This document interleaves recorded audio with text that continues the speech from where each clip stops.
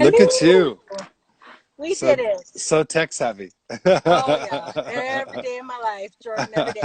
I was going to show you something because I came to the church because there's no chance I'm having this conversation uninterrupted.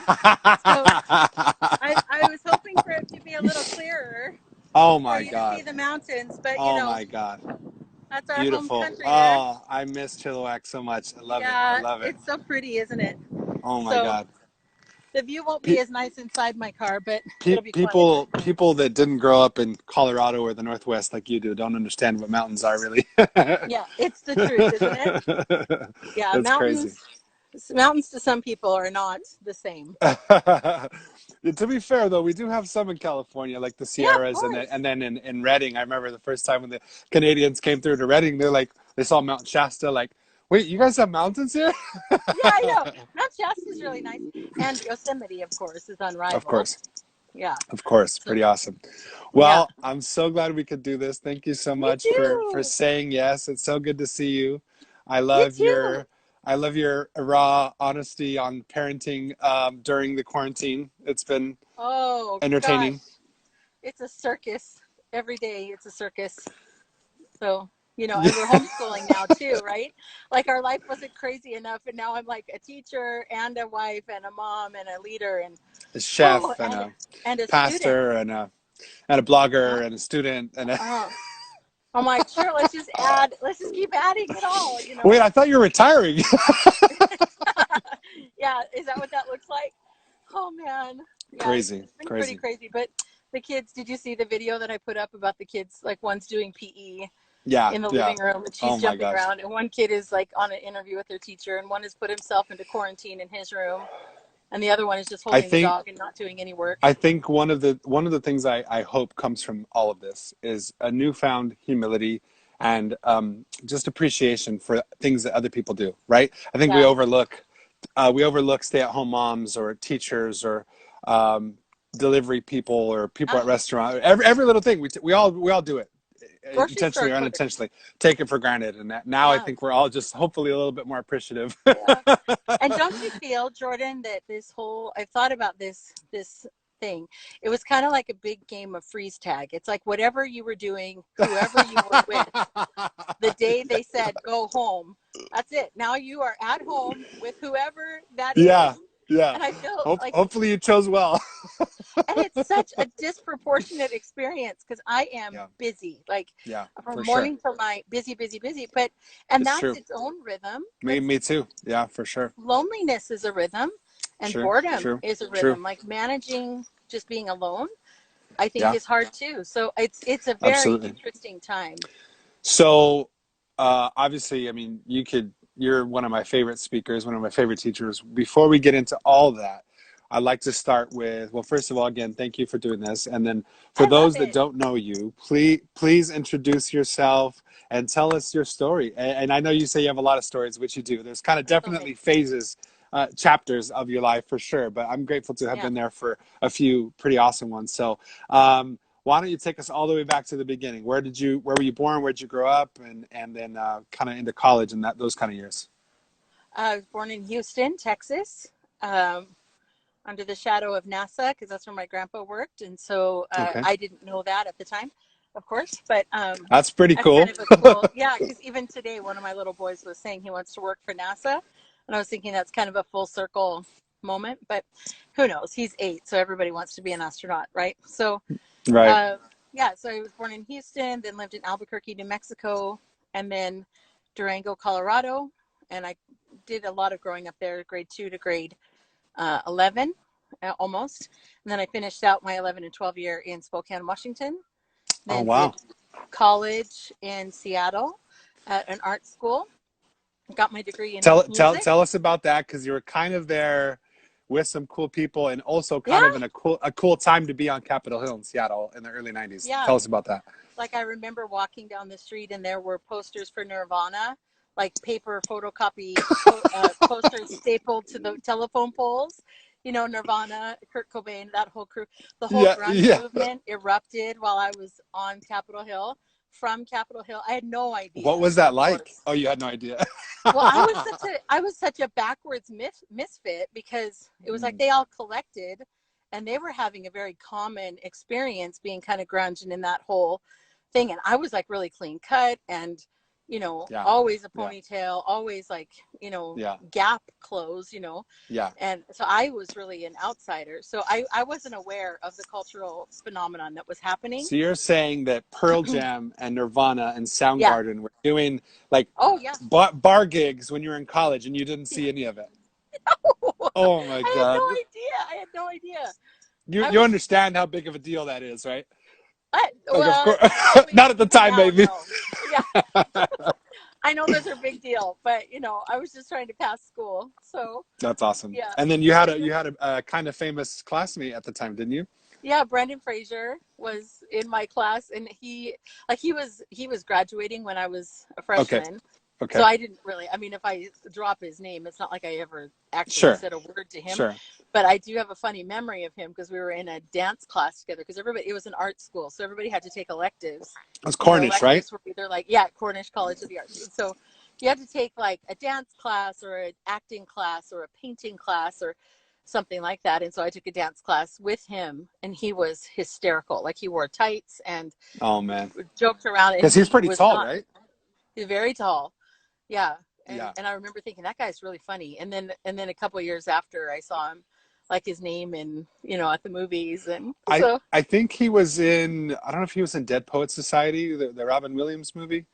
I don't I think think that might have so. been one of his first movies, but I know he was in Encino Man. That was kind of what put him on the map.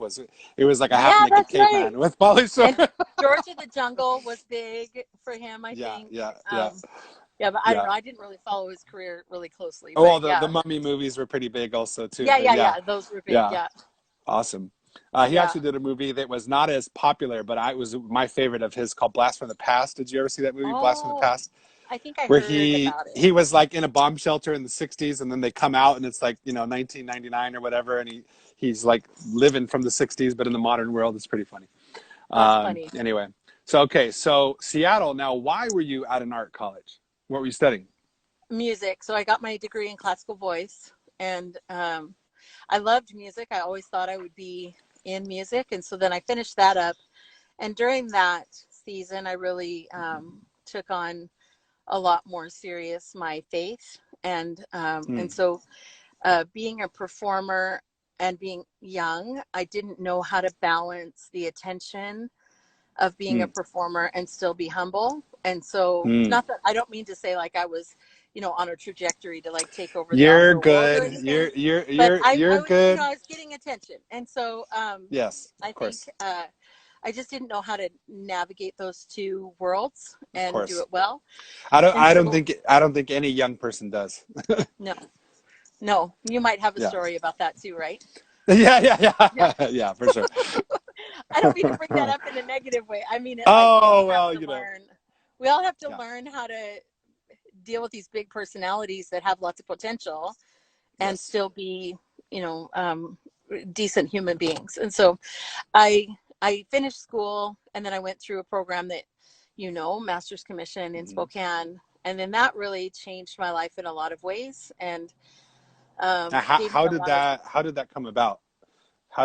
that I How did went you even hear there. about that program? And for people that aren't from that world, how would you explain it? I think I would explain it in our language now as really just a strong mentoring life Hmm. coaching type of world, but it wasn't Hmm. very common back then. Not very many Right. people were talking about training and character and integrity and having internal Hmm. character, and it just wasn't as big of a deal. And I was really drawn to that. So when I went Especially for through it, young people. Yeah. yeah, so I really fell in love with the idea of helping people, um, myself getting my internal life sorted out, figuring Hmm. out what to do with this big personality that I have, which is true about me. Uh, and so just that whole learning how to communicate and all of that. So I went through that, Yeah. and there's so many sidetracks I could take on that, but I think it wasn't a perfect world, and Of course. there were some really hard things that have come through that package, and there's a lot of people Hmm. who've really been hurt seriously in Hmm. discipleship schools, that word itself brings a lot of pain to people, but I Sure. would say there's some really good stuff about it too that's worth holding on to and getting rid of the rest. Absolutely. Um, so I think that was a really important time in my life. I really realized that my job in life was to help people and to come alongside and encourage. And I think even through story and through vulnerability, help people see that they can do what they put their mind to, and Absolutely. that they're capable of way more than they may believe. And I just Absolutely. love speaking life into people. Yeah, no, it's you've helped so many people over the years, and it's been an amazing journey to see it all evolve and to kind of. I'm probably more so than the average person still connected. Probably you as well, more so than the average. Other people that have gone to the same school that we went to Yeah, have stayed connected with people from all walks of life. Some of which are still engaged in that environment, and some are very far from that environment, and yeah. and some for good reasons, some for bad reasons. And Hmm. so I appreciate you saying that because I definitely can relate. And I think I'm very grateful for my experience with everything because it helped make me who I am. And also, at the end of the day, though, I do believe that we are responsible for the trajectory of our life, right? We absolutely, depending on what household you grow up, that can definitely affect your life. Depending on what Yeah, school you go to or don't go to, what church you go to or don't go to, what relationship you might be in, all of those things are factors. But at the end of the day, I do believe that we are responsible for our yeah, choices, for how we treat people, how we live our life.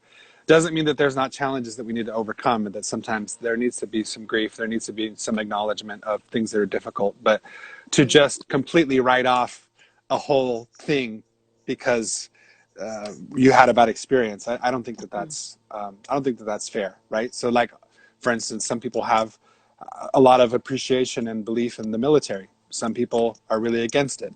Everybody has their mm. reasons, but I respect people's individual experiences. To make Yeah, blanket statements like all churches are bad or all churches are good or yeah, all businesses are good or all business, like any type of general statements like that, I just think are dangerous. It takes away the individual circumstance and relationships. And that's one thing yeah, that I've appreciated about the core group that we've all stayed in touch is that, like, look, theology kind of evolves over time based on life experience. I think there's some things that are fundamental, right? But even at the end of the day, even if we disagree, that doesn't mean I can't still love you or respect you. And I yeah. think that's where people sometimes get off base is like, oh, Hmm. well, if you don't agree with these 10 things like I do, then I can't love you and I can't respect you. And I don't think that that's fair.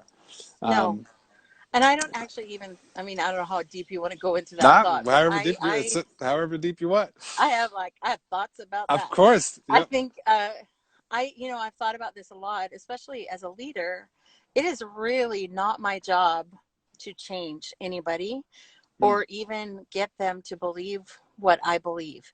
mm, It's my job to be who God has asked me to be and mm-hmm, to live truth and to walk out truth mm, as I understand it, which is constantly growing and changing. And mm-hmm, if it's truth, it should be softening me and mm, not making me emboldened to crush people.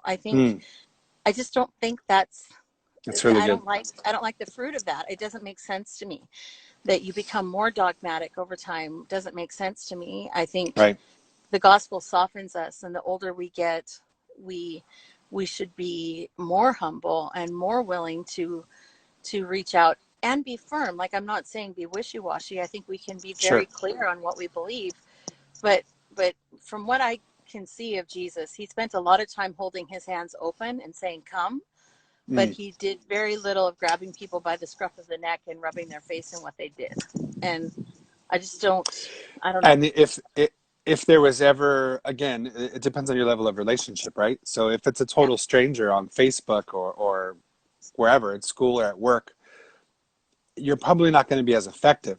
Whereas with, once upon a time for us, we had such a level of relationship that you could wring my neck and get in my Hmm. face, but I knew that you Yeah. loved me, so I would receive it in a different way, right? That Yeah. It's an you're gonna invited treat your children conversation. differently than you maybe treat some strangers' children. Right. Yeah. And you do have a responsibility for your circle of influence. So that is Right. absolute. I mean, my kids, I am responsible for but I'm not really responsible for what somebody's doing in California, Sure. unless they've invited me into that world. Right. But anyway, I'm I just think I'm that it should be softening us overall for and not sure. making us hard. I'm super grateful to have, been a part of each other's lives in the time frame that we were. Um, but I've been it's been so great to watch you and Sean be parents from a distance. And there's part of me that wishes, like, I wonder what it would have been like to be with you guys now in this season, Yeah. leading now as married, as wiser, as being parents, and the difference that would have been. Yeah, just we can get into that later, but let's go back to the stories. Okay, so Okay. you go from arts college in Seattle to a church-based leadership school in Spokane, Yeah. and then you're there for a couple years. And Yeah. that, even though it had its downsides, it also was mostly positive in your life at that point, right? Hmm. And then you got a phone call, and then what happened? Yeah. And then I got a phone call, and they had asked if somebody would be willing to go start a program in a little town in Chilliwack, British Columbia, in Which Canada. is where? It's about an hour east of Vancouver, British Columbia. Hmm. So I'd Hmm. never been to Chilliwack. I'd never been to Vancouver or anywhere on the west coast of Canada. I'd been other places, but I just said yes. And 2 weeks later, I moved, and was the 2 weeks idea was that later, 2 weeks, yeah, two two weeks weeks later. from the phone call, It might have been a couple weeks longer than that, but for the most part, it was within a month. It was immediate. pretty quick, yeah. So And were you thinking, like, I'm ready to go somewhere, I'm ready to start fresh, or were you thinking I'm going to stay here in Spokane forever, or what were you I thinking? thought that I would go and come back. I wanted to go Okay. and help another program started because I really loved the model at the time, and I Yeah. really felt like I could help people with it. And so yeah, so I thought that I would go for a year, help them get started, and then move back.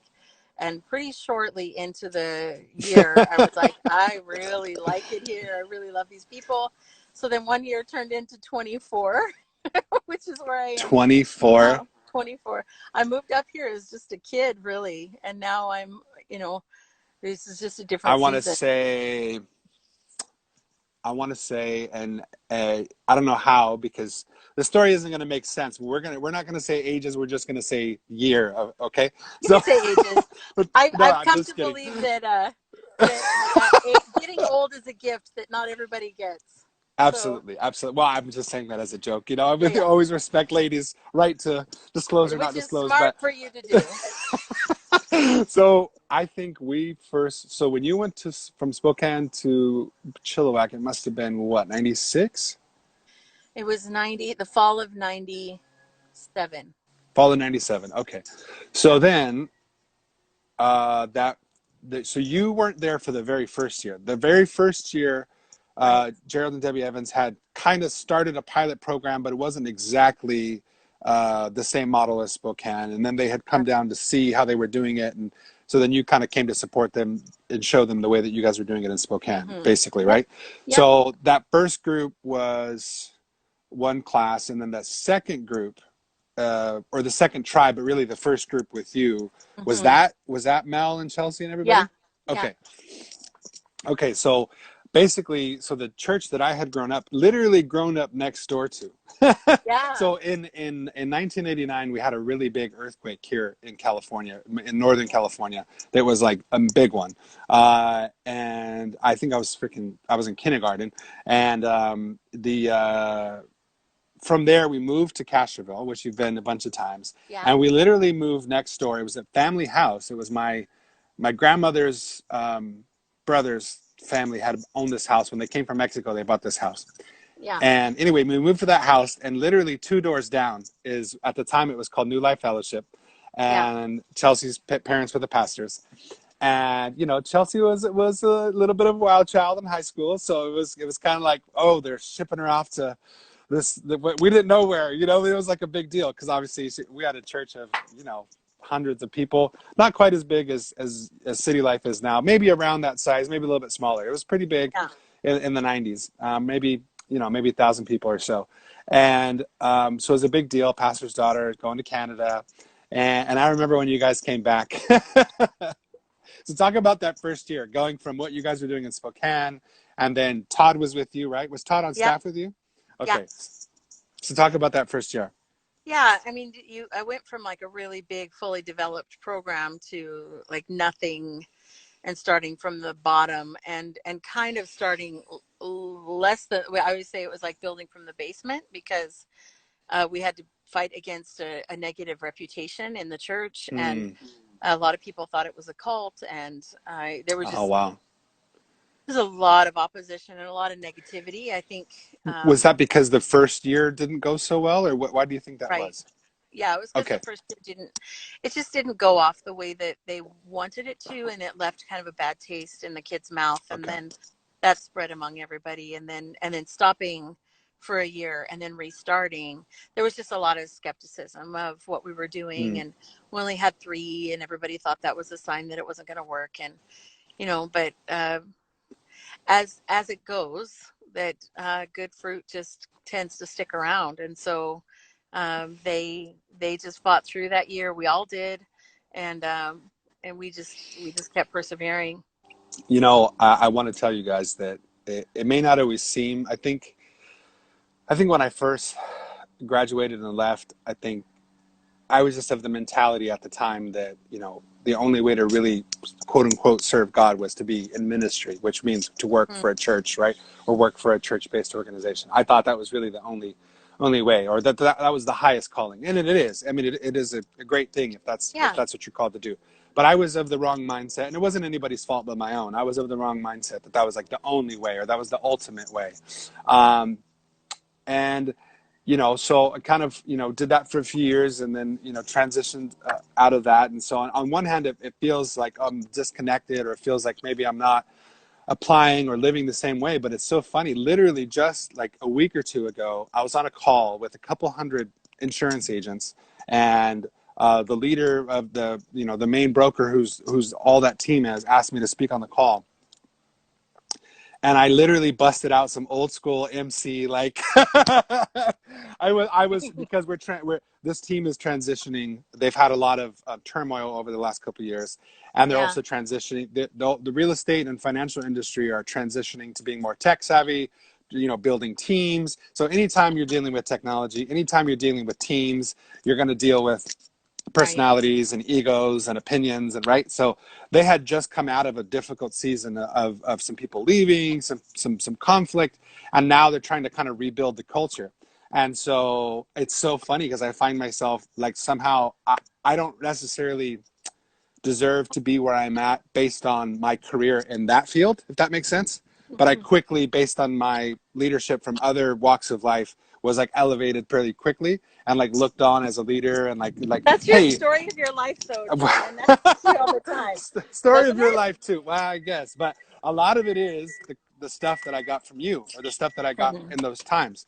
And I literally said on a call to a couple hundred agents, I basically scolded them and said, "Hey, look, but like simultaneously scolded the leaders and the team, and like in humility. But I said, look, I want to change our culture on this team of a culture of honor. So instead of always criticizing and complaining, why don't we support each other? Why don't we assume the best? And why don't we be patient with each other?" And I told the leaders at the same time, that is not an excuse to just do things the way we've always done them. That doesn't mean that you don't need to maybe make some changes and improve. So on one hand, the leaders need to get better with time management and Yeah, communication, and the team, we need to have a better attitude and be supportive, and then together we'll grow. And it was like, I literally was like, that is literally something Keri would have just done. it's like family But meeting. All yeah, right. exactly. Exactly. So and there was so many lessons, so many moments. I mean, I yeah, so many lessons from those times that honestly I don't even remember all the little details. And I've come to realize now that it was a season of training wheels. It was almost like a what's the word? Like a greenhouse, so to speak, where we were Yeah, growing kind of under surveillance and under higher pressure maybe than normal. And at the time, maybe it didn't make sense. But now, and I bet you every graduate can attest to this, because we have them all over the world, all walks of life, can yeah, attest to. And again, not everyone maybe is saying it exactly the same way, or maybe following the exact same path, but it's there. Those principles are there. Those seeds are there. And in my life, like literally, I acknowledge it. Some people might not. I do. I yeah. know where it comes from. You know what I mean? I'm like, oh my God, that was a Gerald thing to say, or that was a, Yeah, Jim Anderson thing to say, or people are like, yeah. what? I'm like, never mind, you wouldn't understand. Somebody said this once and it helped. Yeah, exactly. So, okay, so you had what reminded me of that was that moment, because I also came in like how you came into Canada. I Yeah. came into a situation here in business where there was some bad blood, there was some distrust, there was some like frustration, and literally have been building up from the basement, changing the culture, having the Mm, confidence to look at a situation or look at someone and you say, you know what? If we just love them and we listen to them, they're going to be okay. Or, you know yeah. what? That person is a cancer and they're never going to change and they need to go. Yeah. Like, you have to have those conversations sometimes too. Yeah. Yeah. Yep. Amen. Perfect. Okay, so you start to build the momentum. You're all on your own, young single lady out there in Canada, away Yeah. from home in a different country. And even though there's a lot of similarities because Canada is still in North America, so it's not like night and day. It's still some pretty big differences culturally and Yes. practically just moving to Canada. So talk about just moving from Washington to British Columbia. What was that like?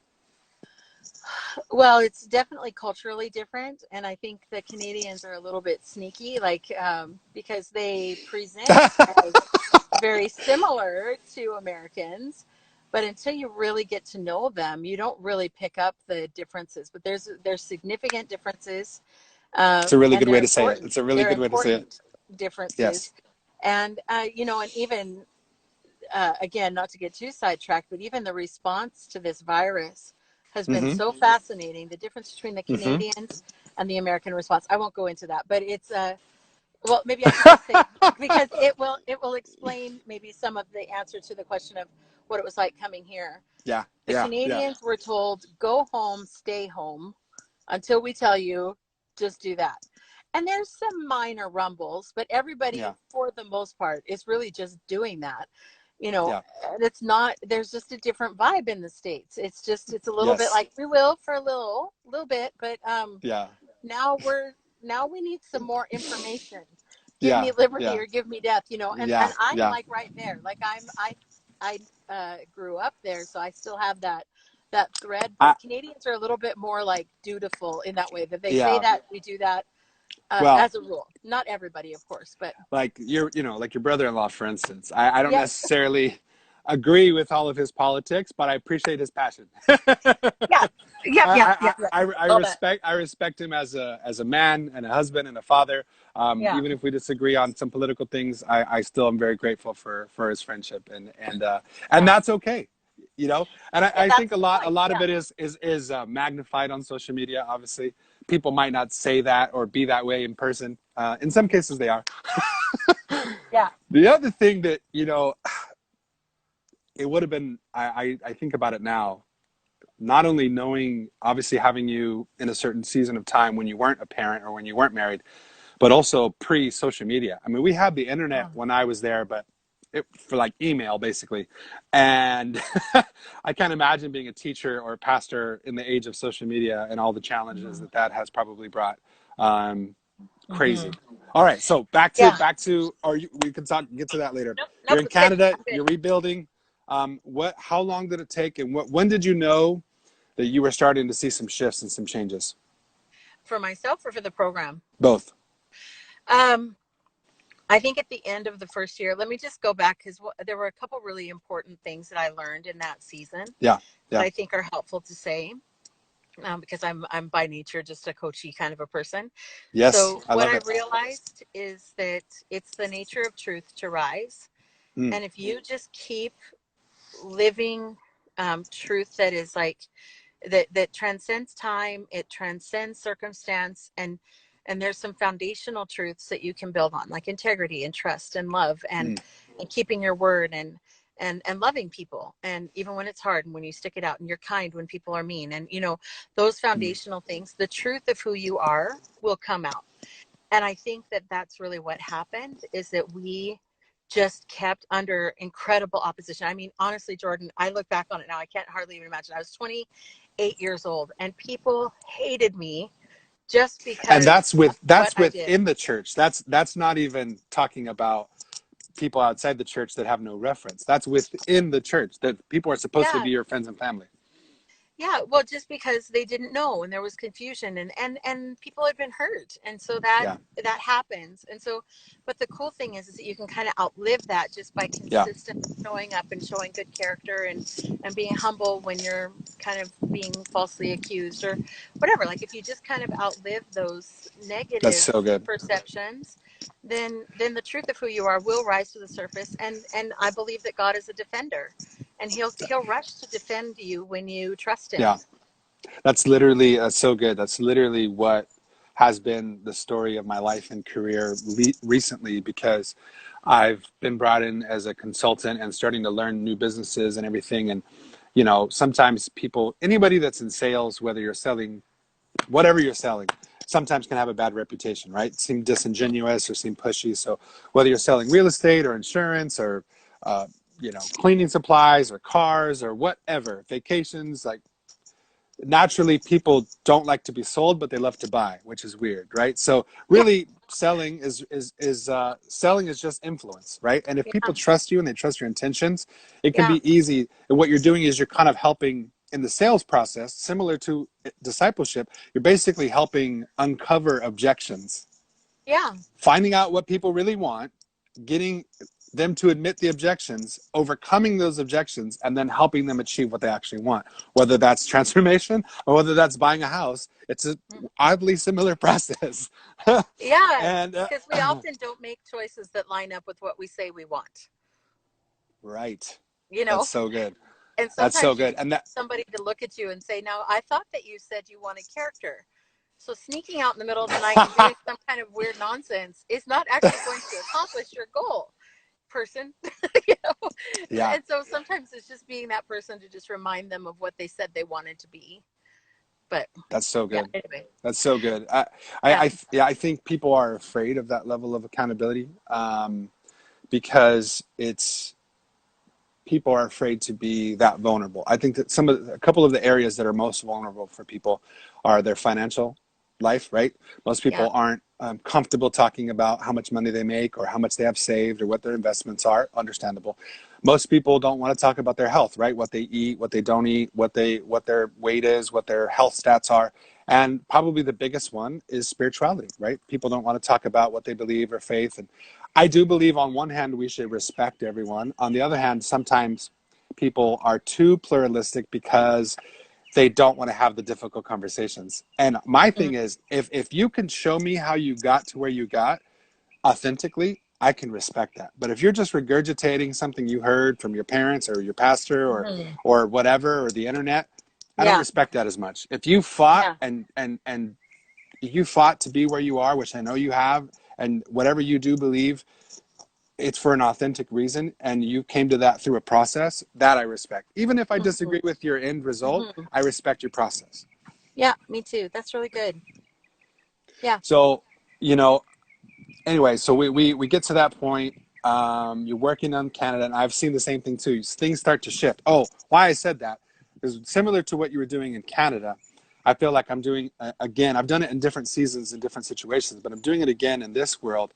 And what I've helped with marketing consulting and with these business worlds, I said, look, we can't change the fact that maybe this industry has a bad name or maybe this company has Mhm. a bad name. But once I went through, and we've had, it's funny, we're very, very different, but we're very similar in a lot of ways. And once I went through this process, like for instance, on the financial side, you know, both of our moms passed away from cancer, and that's something we share in common. And I love both of your parents, and I know you love my mom, and that was, you know, it Mhm. was a difficult season, and I appreciate your support through that.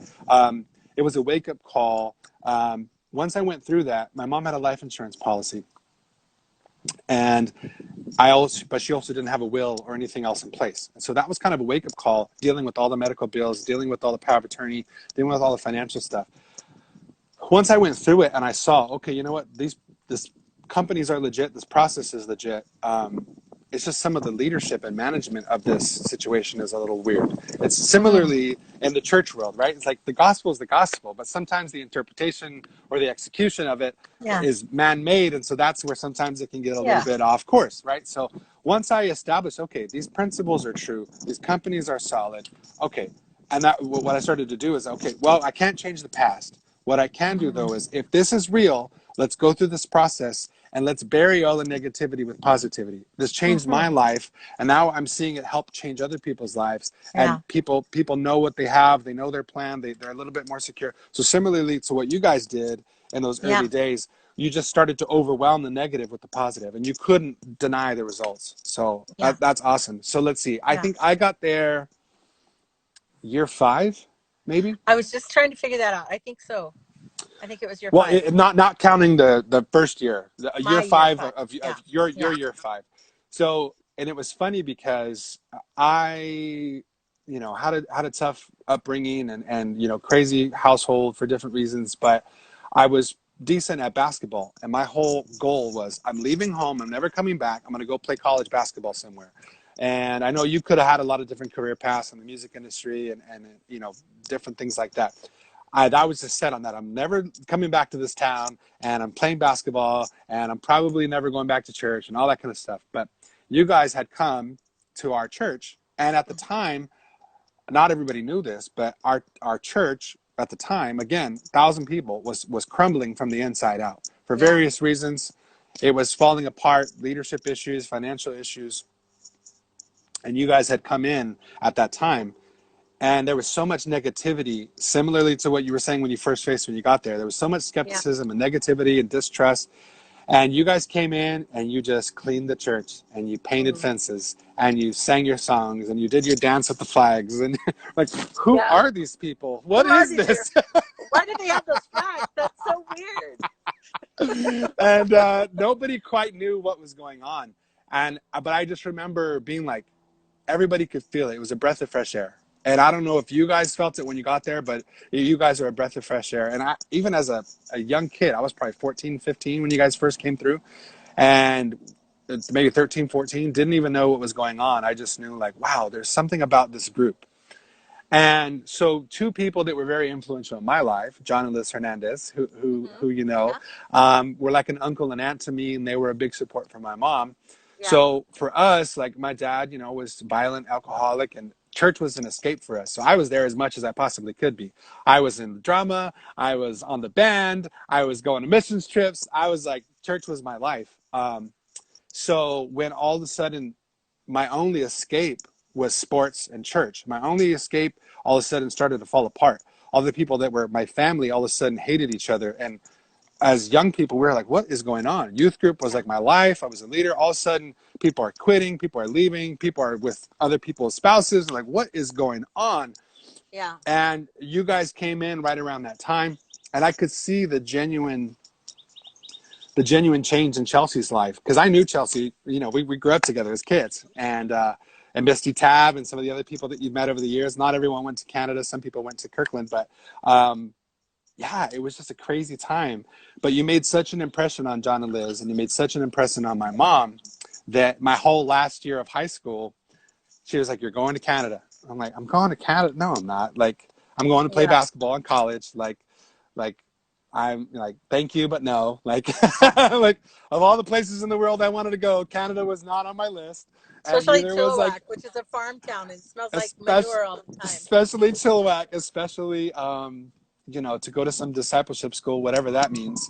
I had such a bad taste in my mouth because of what I had gone through, the church that I had grown up in, and my whole world outside of home was taken from me, and I had no control over it.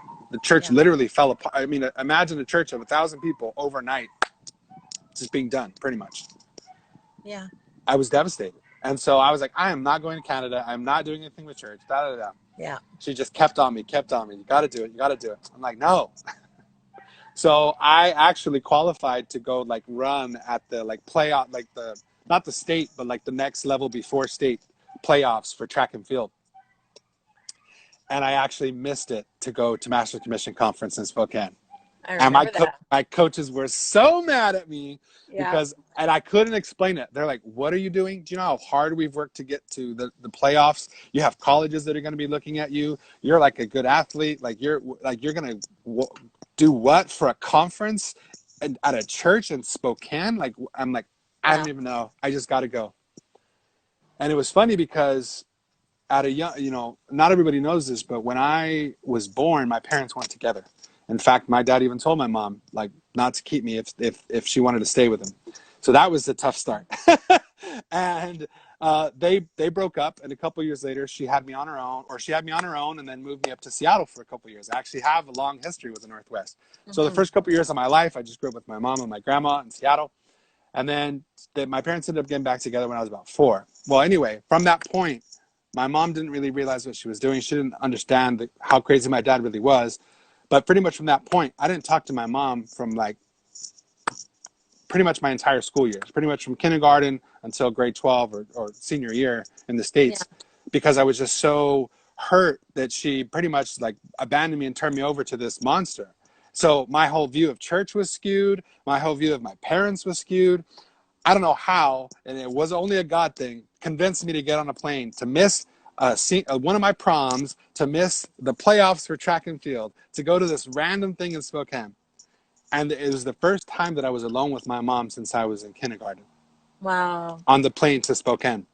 Hmm. And that's where we started to begin that process of healing it. That was the first real conversation. The plane from California to Washington was the first time I'd had like a real conversation with my mom. And that sounds crazy, but it's true. And I believe you. we get there, and it's the first night, Friday night, and the band was awesome, and they start with playing like a U2 song. And I'm like, okay, like this is kind of cool. And Yeah. then all of a sudden, I'm like, all right, now it's getting kind of weird. Like people are waving flags, people are speaking in tongues. I'm like, all right, I'm missing playoffs and the school dance what is this? But everyone was coming up to me like, you're Jordan? You're Jordan? I'm like, what are they? Who are all these people and what have they said about me? How do all these people know me? Like everyone was just coming up to me. And then all of a sudden, I remember Apostle Steve was like, hey, after he gave a talk and it really, touched my heart. He was like, hey, if you've never had a prophetic word spoken over you, which for those of you that don't know, that's kind of like, you know, intuitive reading or whatever you might want to call it, right? It's basically like um, someone, just speaking over you what they see for your life. And so I was like, I Yeah. guess, maybe not. I don't know. So I went up front. All of a sudden, 10 guys that I didn't know. One of them, well, I did know actually. Mike Tabb was one of them, and Chad Lewick was one of them. And then a bunch of people that I didn't know. All of a sudden, they're praying Yeah. over me, and they're saying all these things that they couldn't have known. Yeah. They didn't know me. They didn't know what I was going through. All of a sudden, they're just saying all these things. And I just start bawling. What the heck? What is this?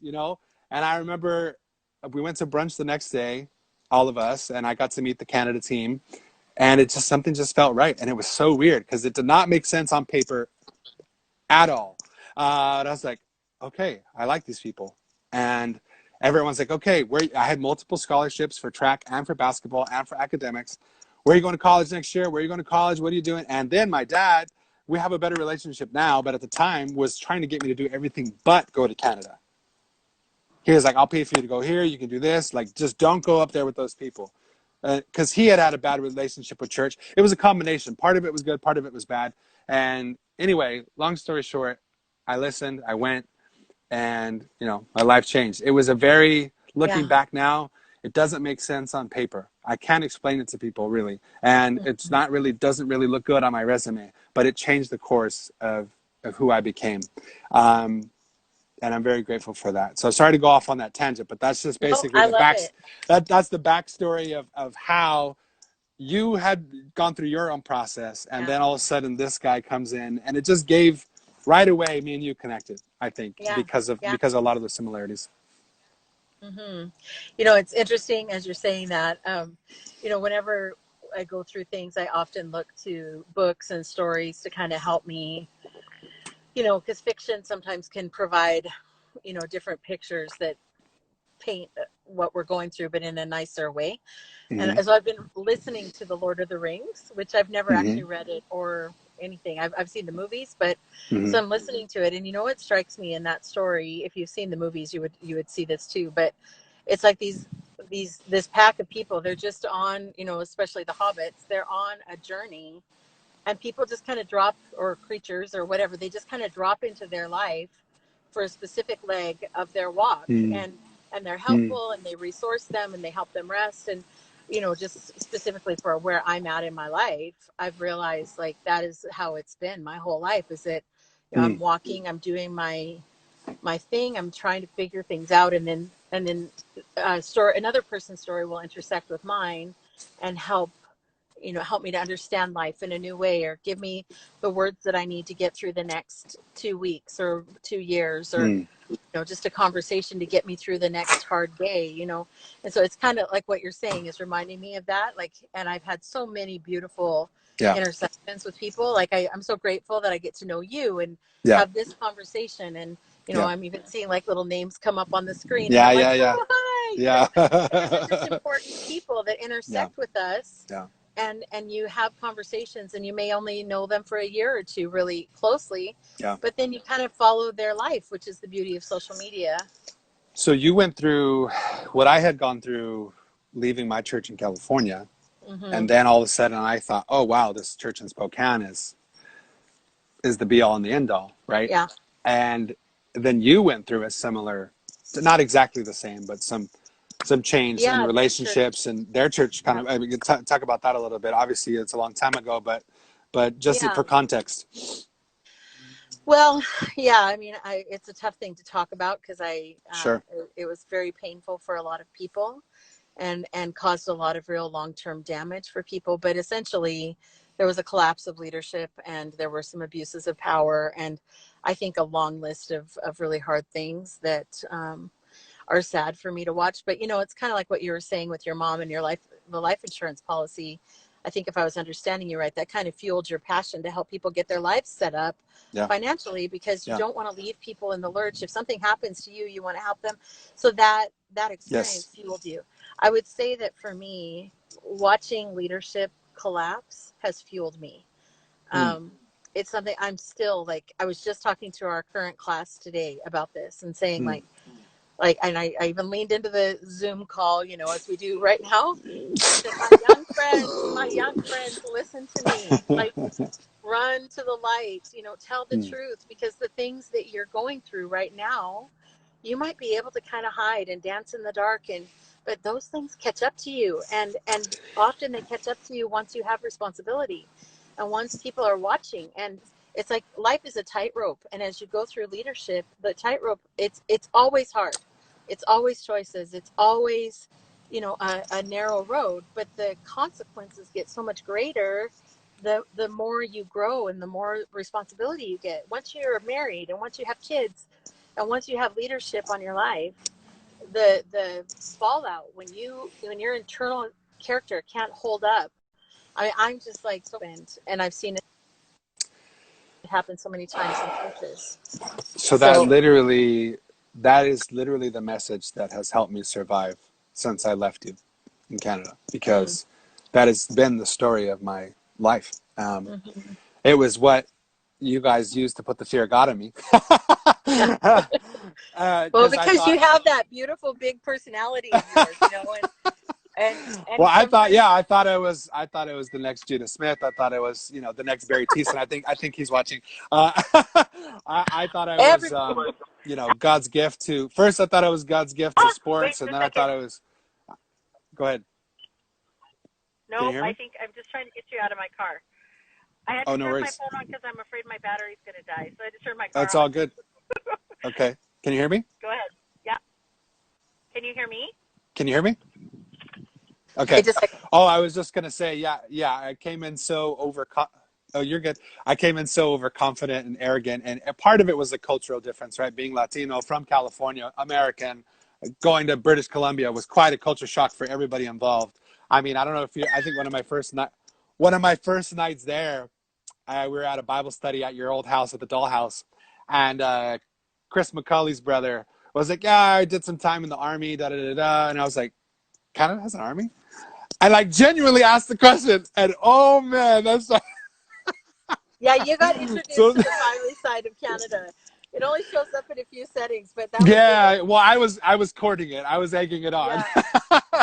Part of that is just being a guy and talking smack and whatever. But I think it was definitely a God thing that me and John Mackey were best friends.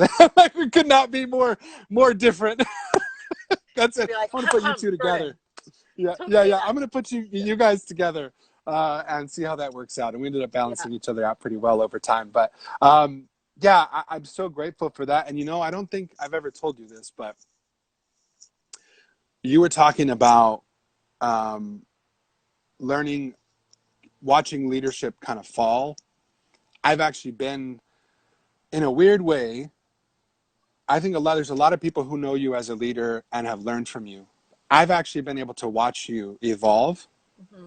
and been there for some crazy moments in your life. Yeah. And I'm very grateful for that because I've literally watched you walk out the message that you talk about. Mm. And you are one of the only people. And that's why no matter how much time passes, no matter how much we might disagree on the details or whatever, at the end of the day, I know at your core who you are. And I think you know at my core who I am. And I'm so grateful Yeah.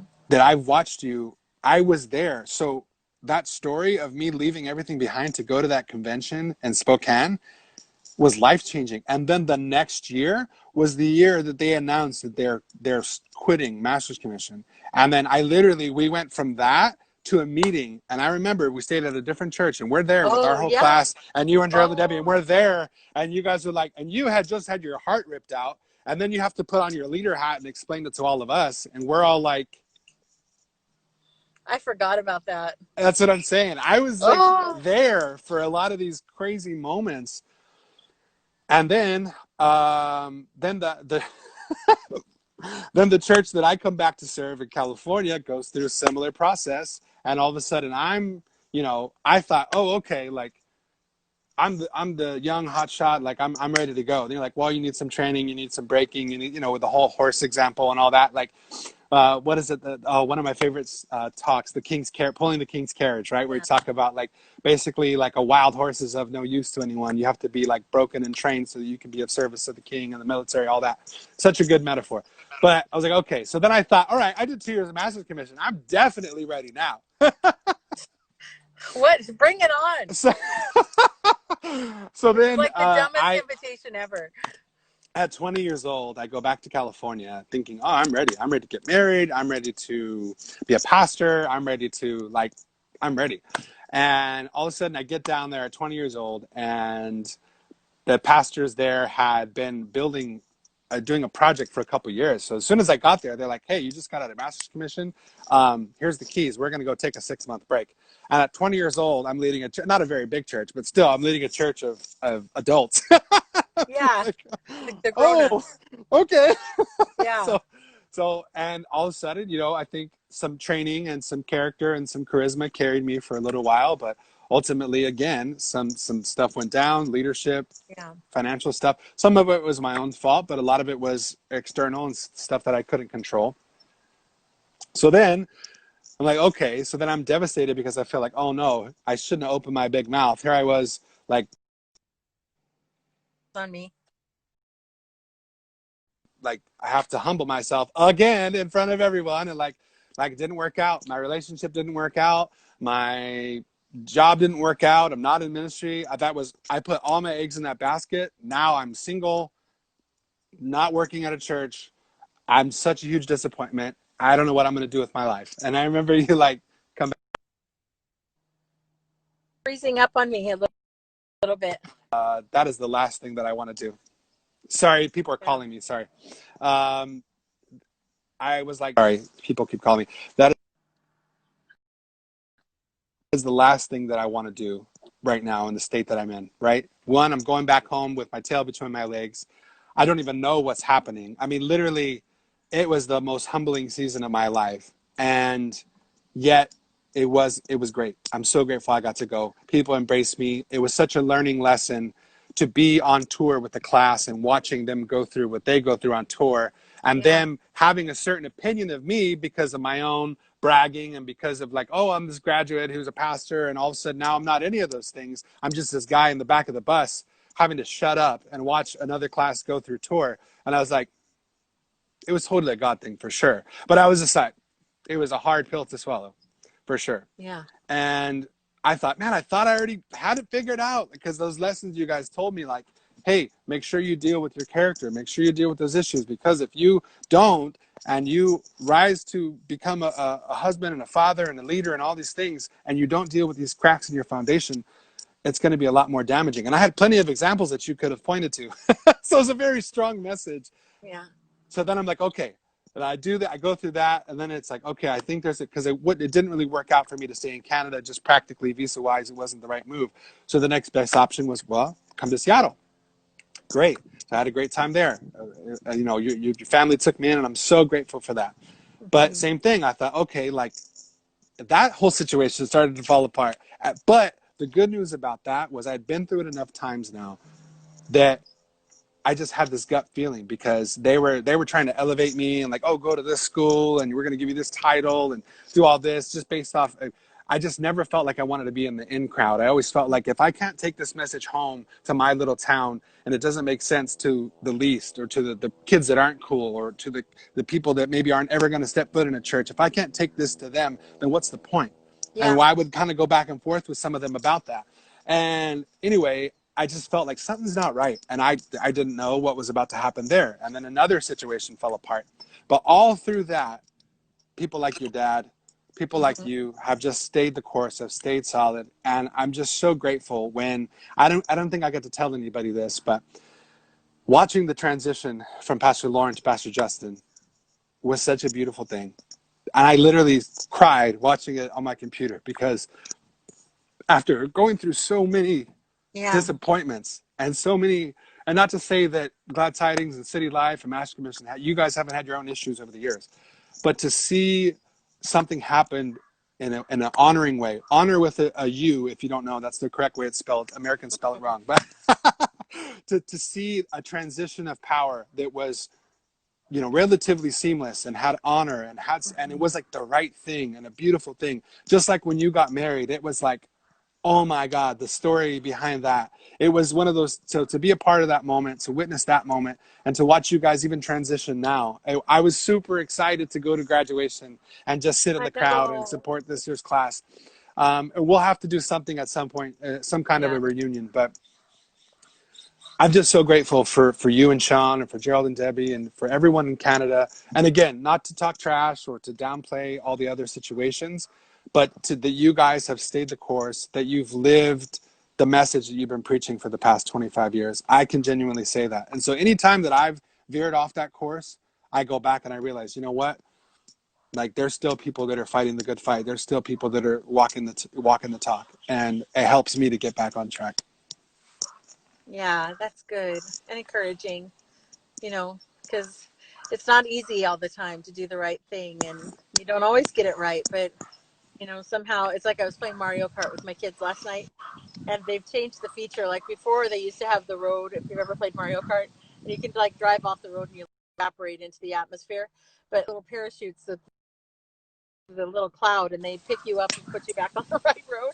I kind of feel like that's what happens. It's like you're driving, you're doing the best you can, and no matter what your driving skill level, there's always this little thing that will help pick you up and put you back on the right road, and it's encouraging. Yeah. Yeah. So we only have a couple more minutes before Instagram's going to kick us off. We definitely Okay. need to do this another time, and just as friends catch up. But also, Yeah. I've traveled the world. I've seen some of the best speakers and authors that you name them. I've seen them in and out of the church, the business world. You are literally one of my favorite speakers and teachers, and you're going to Thank be you. taking things to the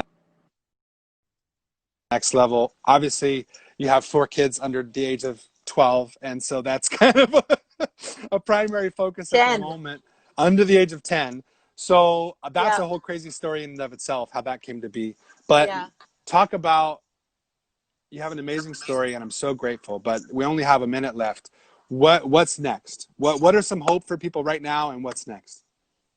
Well, after 24 years of doing this program, I am retiring, and with no small amount of what I do, but I am enrolled right now in school, and I'm getting my master's degree in counseling. And my husband and I are going to start a business where we counsel and life coach and Awesome. speak and teach. And, you know, we're kind of in a totally different headspace than we have been for a long time. I love the church, but it feels, for whatever reason, it seems like this is our season to go do other things and still we love the Yes. church. We'll still love the church, but You've earned it. uh, You've earned it. we're we're going to go do some other things, maybe in a little bit of a quieter scale for a little bit, to just kind of recharge my batteries, and then But Yeah. we want to write, we want to pod.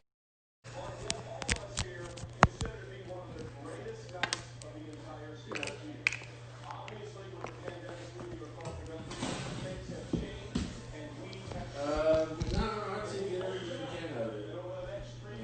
That way there's something for everybody to give and take.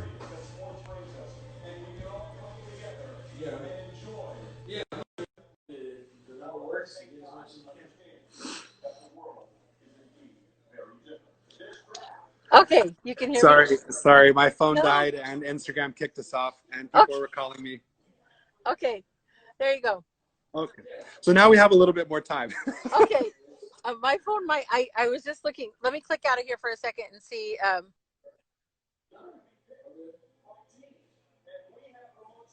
Car on just to recharge my battery too. Do And what you got to hopefully it do. won't go into the speakers. Just, we're going to set this up. Just a sec. So I I think was if in you the turn middle off of your kind of Bluetooth. setting. Oh, because you're charging your phone. Yeah, that makes sense. No, I don't. You're in my car, in my Bluetooth, in my car. So Okay. can you hear me? Yeah, I can hear you. You can? Mm-hmm. Okay. You're just through my my car speakers. So yeah. So I've been in the program since 1998, and we had 300 graduates, which is incredible, and I love Wow. them, and I'm so proud of all of them. It's been such a ride. So many years. Yeah, and so I've learned a lot. Sean and I have been married for 16 years, and is that noise in your background or Wow. mine? Probably mine. Hold on. Let me see. Hold on.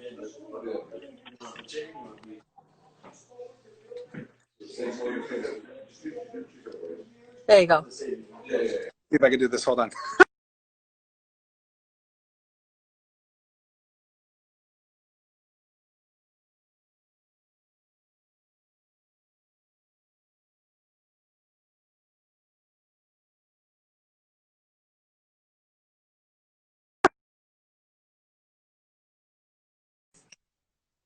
Okay, I hear you. Yeah. So Okay, I'm the noise canceling now. Okay, we're good. okay, yeah.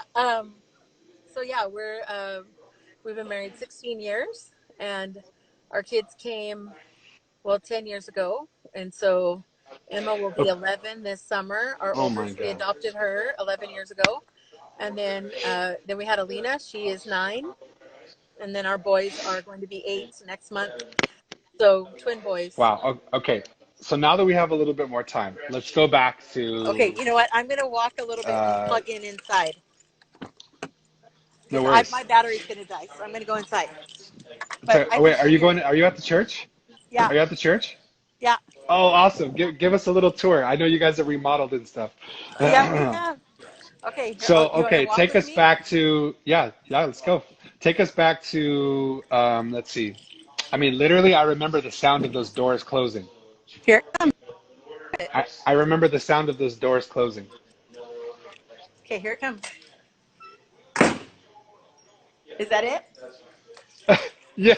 That's the sound you remember? Yes, yes. Okay, here it comes. Oh, so many hours cleaning that place. Oh my goodness. I know. This door is locked, and it's kind of set up for online church, and so it's kind of a mess in here. Oh, no But worries. Nice. there's Oh, okay. the Oh my wall of all the goodness. heroes. That's amazing. Room 3, the infamous room 3. That Yeah. so What do that's our you 300 what do you call it now? 300 faces. That's amazing. Yeah. What do you call it now? Who the program launch? What is the room called? Oh, the MC class or the launch classroom. Nice. So can you see that? Yeah. There you Wow. are. Look at those babies. I know. Everybody's so little. Now everybody's grown and they have their kids and all the careers and all the things. So, okay, now it's dark and I'm going to walk you back to my office and Cool. hopefully find a power cable so I don't cut Oh out. God, it's all good. But I Well, might. if you do, it's all good. We could do this another time. But take us back to okay. So you got through the first couple years that were tough as far as rebranding the program and, like changing people's minds, right? So talk about just that process. And I think that was, you had already started to see some success and some momentum. And so I got there year 5. So that you guys had already kind of proven it, probably what would you say by year 3 or so? Oh my God, look at that's it. That's the group. That's the There they group. are. These are all of our old pictures. There's the 3 girls you were talking about. That's right. Oh my goodness, look at that. And Mel is in Indonesia. Yes, she is. And There's Chel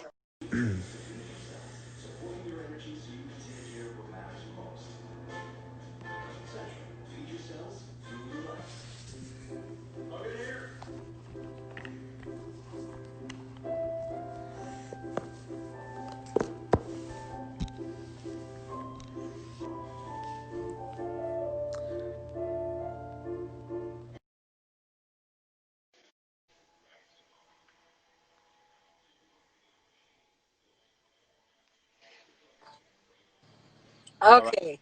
I right. think we figured out our very technical world we're living in. Well, that was cool though to get the tour. Oh man, I Yeah, missed that place. It's really super random that some warehouse in a farm town would be so special, but it is. it is a special place. There's a lot of people who care deeply about people up here, and that makes a world of difference. So, It really yeah, does. yeah.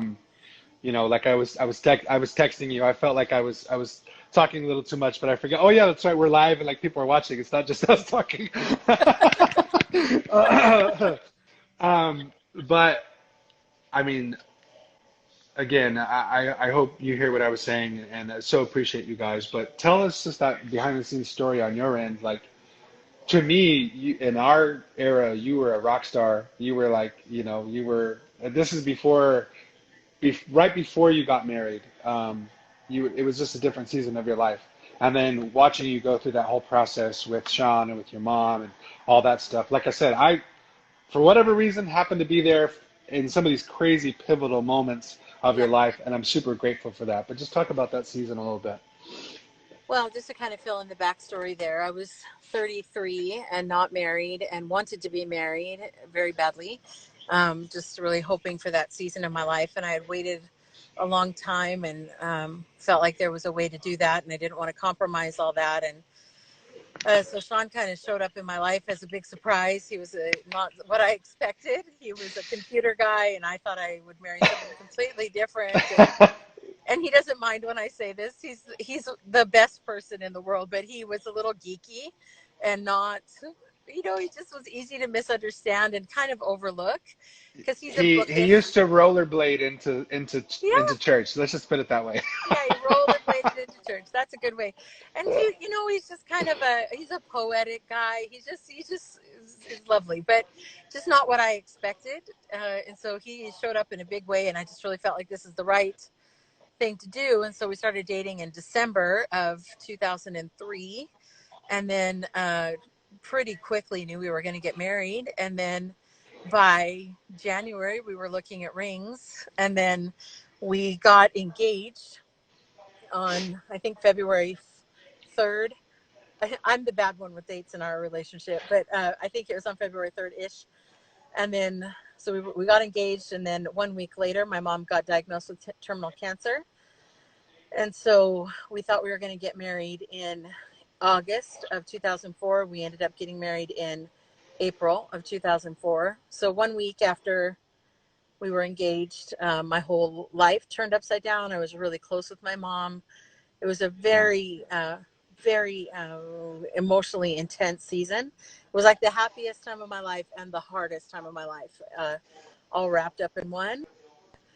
So I think that's really where Sean showed up in such a big way, because he was so incredible at just absorbing all of that. I think he's so unique that he could take all that on and not, because he would have had ideas of what that marriage or what that season would have looked like for him too. Yeah. And I think for other Sure. people, they may not have been able to stick around. It might have just been like, maybe we should wait or whatever. But he Yeah. just he just stood in there and really absorbed all that grief with Well, me. you just had your anniversary, right?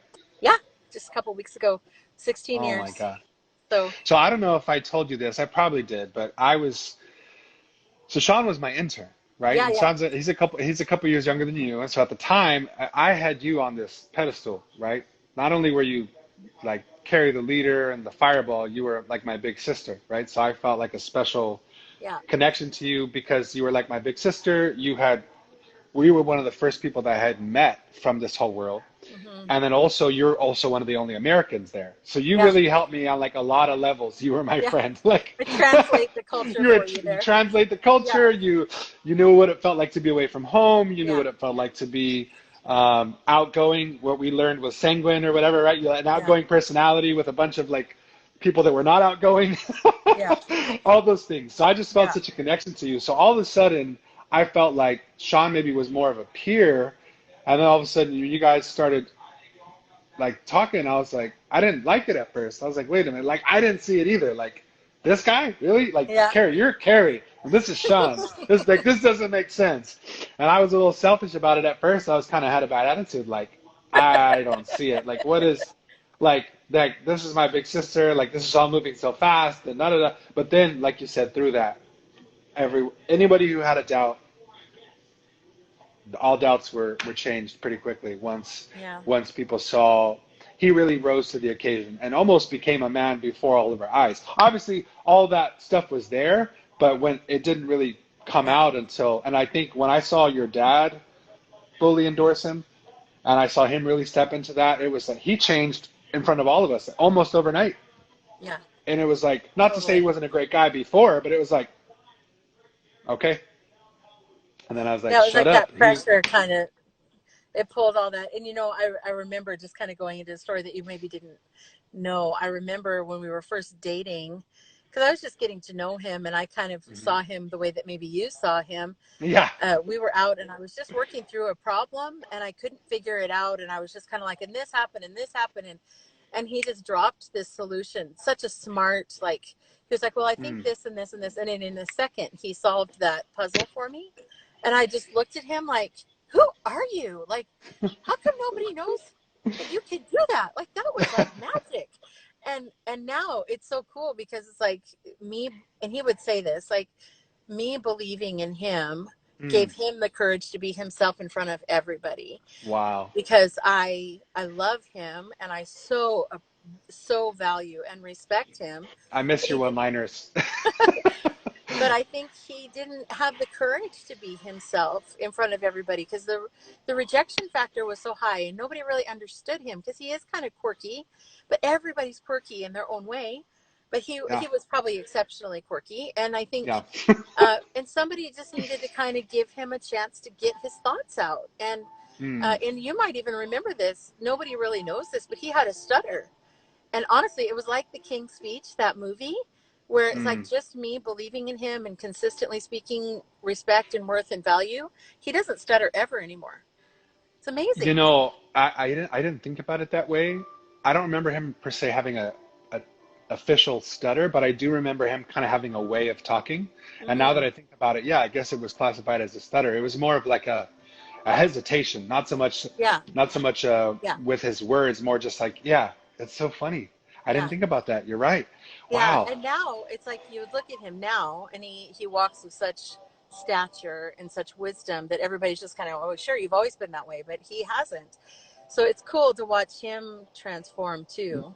Well, and it wasn't, it's funny because at first, again, like because of the age gap, I was like, oh, and he was, again, like not a peer, but like I felt closer to me in age. And like I was like, it was just weird for me at first. Hmm.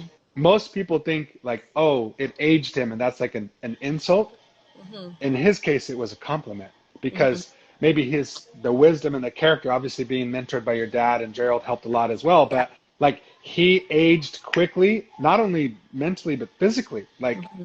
but in a good way. It was Hmm. weird. It was like he skipped a few steps, Yeah, I or it know. was like, It was all that pressure, honestly. And I think that, Linda but it actually looked said, good on him. It yeah, looked good on him. I know. And Most now he's people, you're like, like, oh, you got gray and you look stressed. Like somehow it fit him better. I don't I know. It's hard to know. explain. He's getting nicer looking all the time. And that's what he said. We're switching. I'm going downhill and he's just finding his stride. No, you look So, great. But Anyway, but it's an unfair thing of the universe. Actually, men do get better with age. it's true. Not fair. I protest.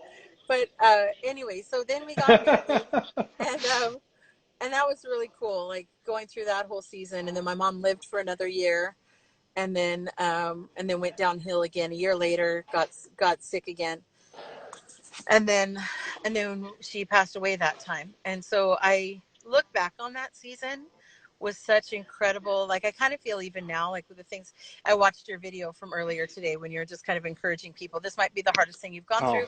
This may not be a big deal for you. And so often I think, I buried my mom. That is one of the hardest things I think a kid can do is, you know, it's yeah, it's a game changer. So when you watch that, when you go through that, which it's like it feels so yeah, unnatural and so um, it just backwards. But when you lose someone that's that significant in your life and you live to tell yeah, that story, yeah, you kind of feel a little bit like you're immune to a lot of the things that take you down that may have taken you down before. It's just kind of like I yeah. faced that, and then we went on. I don't know if you want to just 100%. keep going down that road, but Yeah. like Well, then I we don't know. I don't know if I told you, and it's let's keep going down this road. And I appreciate you being vulnerable. And I 1,000% agree. When this was the beginning of the end for me and the situation in California, because I was in a relationship at the time, and I was using all my money and free time to get out of town as often as I could. Well, when your mom actually did pass away, I had the chance to go to the funeral, but I basically was told I couldn't go. And, basically had to make a choice between doing something work related that was non-essential or going to the funeral. And for whatever reason at the time, I chose to stay and not go. And I never forgave myself for that. And that mm, was part of the rift between me and my former leaders, because I just was like, we just were not on the same page, and that was one of mm, those nails in the coffin for me. So I really regret that I wasn't there that day. I know it was a special day, but I loved your mom. She was yeah. awesome. It was a lot of the.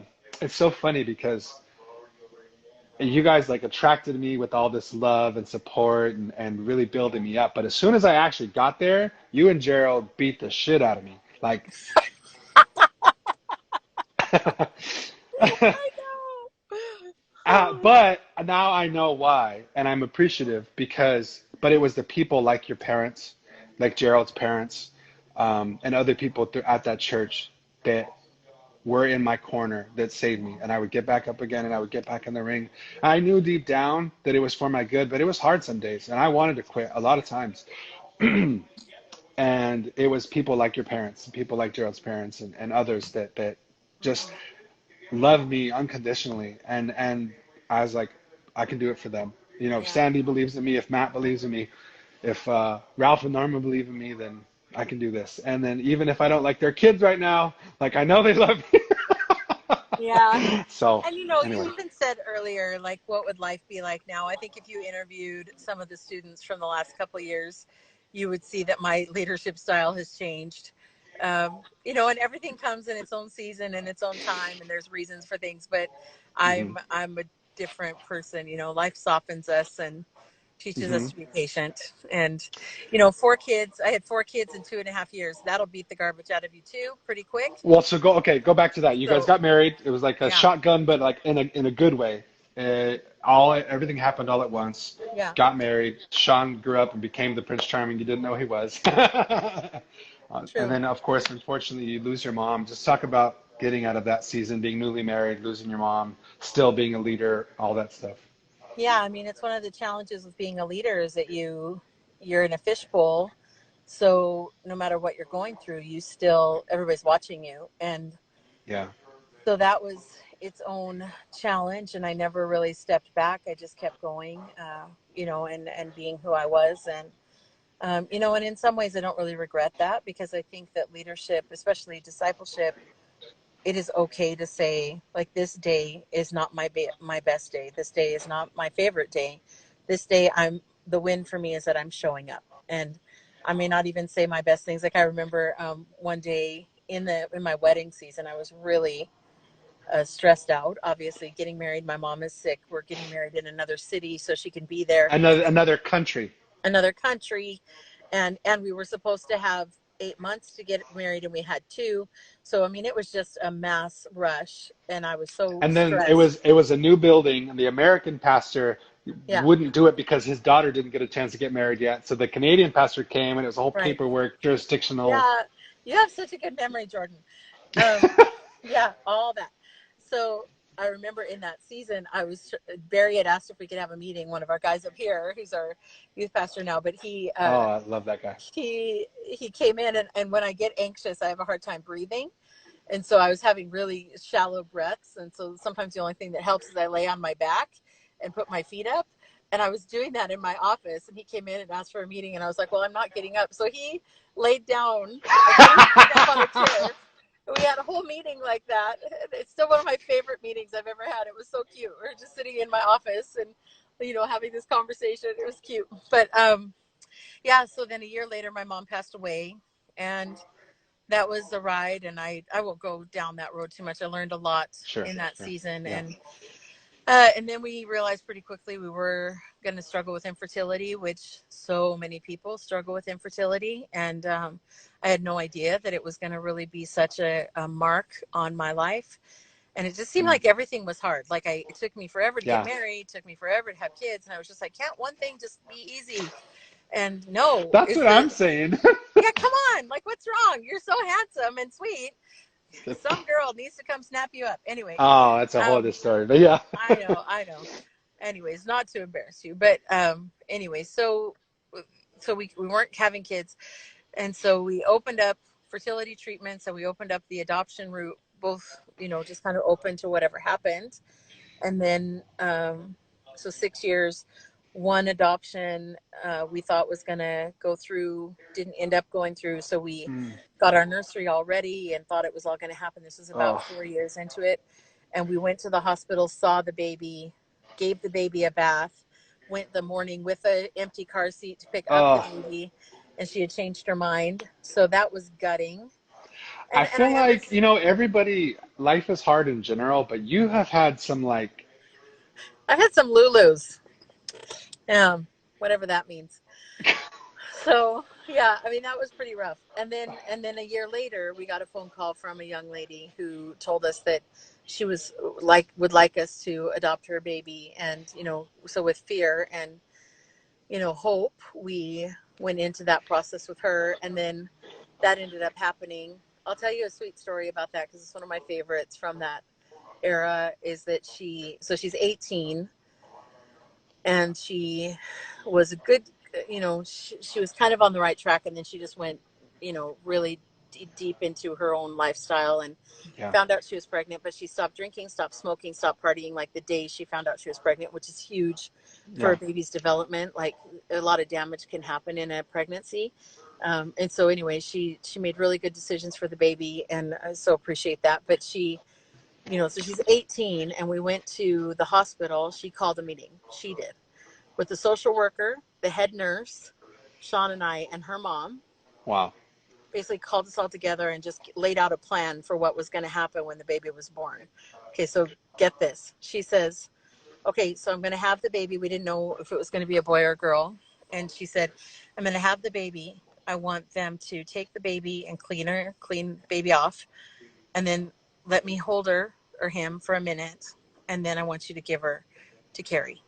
And I sat there after what we had just been through, and I thought, there's no way this kid's going to be able to do this. Like, I mean, the rush of endorphins, and that moment is Hormones. like a Yeah. pinnacle of a woman's life, especially men too, but it's a different level for the women. Of And course. so, Of course.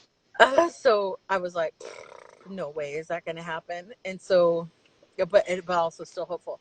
So then we got a phone call in August.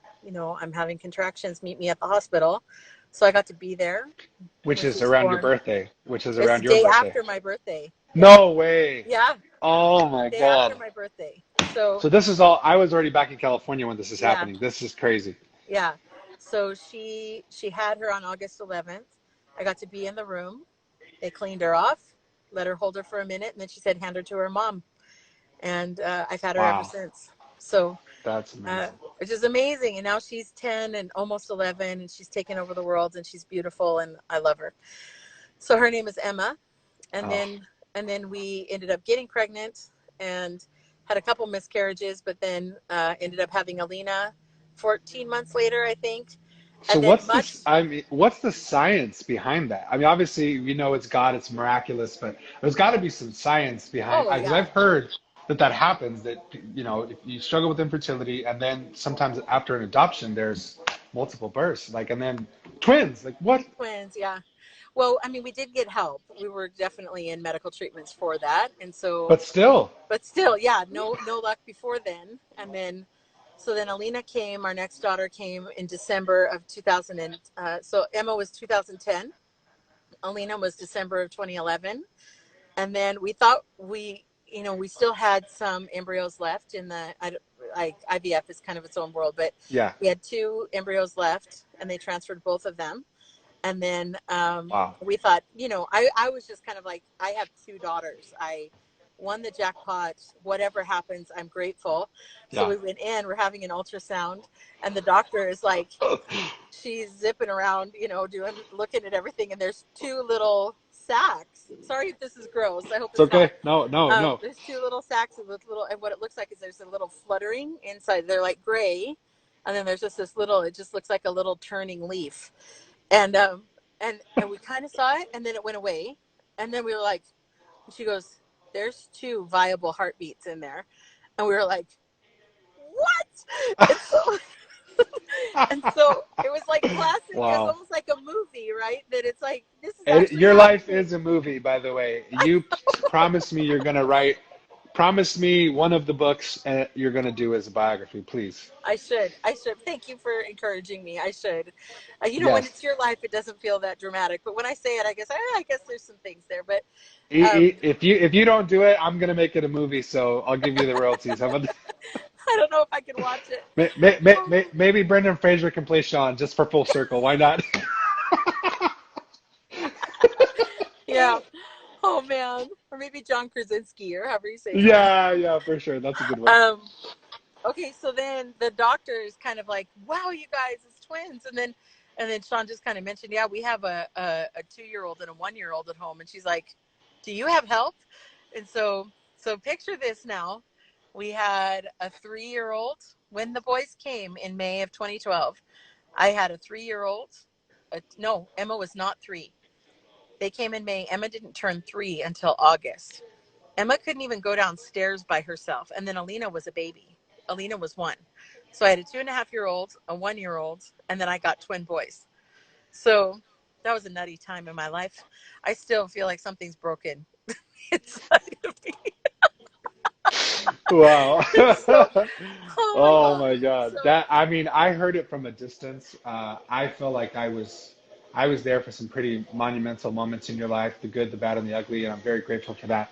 But I missed all of this. So I heard all of this like secondhand, and what an incredible, incredible story, incredible time.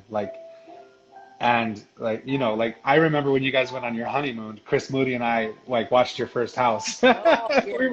We housed that for you. Yeah. Just like random things like that. But to hear the story and to Yeah. see it, it's been amazing. It's been amazing. And So now they're, go ahead. I was just going to say, now they're 10 and 9, and the boys are almost 8. And it's Oh my so fun. It's wild, it's loud, but they're such fun kids, and they're miracles. They're all miracles. They all are Um, miracles. and they're really unique, and they're very fun. And I love it. And it's busy, it's loud. So right around the time you started having kids is around the time that Gerald and Debbie retired, right? It was the September after. Yeah, we had the boys in May, and we took over the program in September. So explain I don't that. know if I would do that again. I don't. There's not a lot of things in my life that I would rewind, but that one I'm like, I don't know if I would do that again. I was so tired, mostly because you're so sleep deprived. Like we were getting like 3.5 hours of sleep at a time. Like nobody was sleeping. No child in our house slept through the night on a consistent basis. Like sometimes, but How are they somebody's been now? sick. Are they better? They're Are they oh, they're better now? awesome. Yeah. Yeah, they're amazing. But yeah, I mean, I was so tired. I can't imagine that I ever spoke in front of people and put together two cohesive sentences during that time. Like, once I was well rested, like 2 years later, I looked at Sean. I was like, "Why did you ever let me talk to anybody? Like, it's all a fog. I don't even Yeah. remember anything that I said." Yeah. And so, We'll call but those the goodness lost gracious, years. No, I'm just kidding. yeah. So yeah, uh, we got through it, and there was some good moments, and of yeah. course. So, but that was now almost 8 years ago, and so then we've been Wow. able to do the things that we love to do and leading young people and all that, and so then just So I feel like I don't know, maybe every 5 years is kind of an era, right? Or yeah, generation. Even within, let's say, overall, MC has been part of your life for what, about 25 years, give or take? um, yeah, longer. I think total because Longer. Okay. I jumped into the program when I was 22, so longer than that. So let's say every couple years is a season or a generation, because a lot of times people go through the program and then they become an intern or they're friends with, they're everybody within a couple of years kind of knows each other. But then there's a whole like gap. Like I don't know anybody from the last few years, right? Like Yeah, they were probably grade 1 or 2 when I was in the program. They were in elementary school. Now they've gone through the program and or are not married and have born. their own kids, which is crazy. Yeah, Or not born. Yeah. sorry, Wow, those are that's I didn't even shocking. think about that. Yeah. Yeah, Yeah, no, what is it? Because I was like, I was the baby in my class, and now I'm the old guy, right? That's crazy. it happens that way, doesn't it? That's crazy. What are some of the, and I know everybody, obviously, you know, every class is important, every year is special and it has its own memories, but what are some things both from your student year to you being a single leader to you being the co-pastors with Sean? What are some big moments or highlights that you remember of the last 30 years? Honestly, Jordan, it probably goes back to what you started with way back at the beginning of our conversation. I will always, I might get a little emotional because this is all pretty It's fresh okay. for me. It's We're okay. finishing an I era know. of I leadership. know. I know. And there's parts of what we do that I love and I would do forever. Obviously, 4 or 5. I see you, Barry Thiessen. Hey, I just talked about us meeting when I was in my office What up, having an Care anxiety Bear? attack. So, and you laid down on the floor and just had a conversation with me anyway. So, I think that probably the joy of my life was and has been knowing kind of the shipwreck moments that people come in with, and then you get to just kind of watch them. It's like if you kind of picture it with me, it's like there's these beautiful ships that have so much potential, and they're battleships or they're beautiful sailing ships or whatever, and they've Hmm. got some, Hmm. their sails are torn and their hulls are broken or whatever, like the mast is broken, and you think, like, if this ship doesn't come into harbor and receive care, this ship Hmm. could really never become what it was supposed to. It's not seaworthy. And I think watching all the students for all the years, and I mean, obviously we hit it out of the park in our leadership with some of it, and we failed in some, and sometimes it was Sure. with the same people, and some conversations were great, and some conversations were had in a time when I shouldn't have been talking to people because I was crabby or whatever. And so but I think Sure. overall, like, the messages and the conversations that I've had with people over the years, where you're talking to someone, and then a light bulb comes on, or you have a conversation with somebody, and then they bring that up years later, and they say, well, when we were talking one day, and you said blah blah blah, or one class Yeah. time, and I got Like this I said that. realization. Yeah, I know. I was like, Yeah. that's so much smarter than I feel, but I think like those moments make all the rest of it just feel like it was just important that I showed up that day, um, Yeah. and the fact that I have like this rich base of people that I love leading and love friendship with now. I mean, we've moved beyond kind of a leadership student relationship into real Yeah. true deep friendship, and even Yeah. probably for me one of the most rewarding things that most people may not think is just watching their trajectory, Yeah. and even the ups and the downs. You're a great example Hmm. for reasons that were some out of your control and some things that you might do differently. Sure. It's been an up and down. It's been a ride, and Yeah. yet here you are. You're landing on your feet, and I feel like once I'm tied to somebody, that's a forever thing, and I'm Yeah. I'm like forever in their corner, Yeah. and I get to do that with a lot of people, and even if they don't even know it, I love Yeah. them, and I'm and Yeah. I'm cheering for them, and Yeah.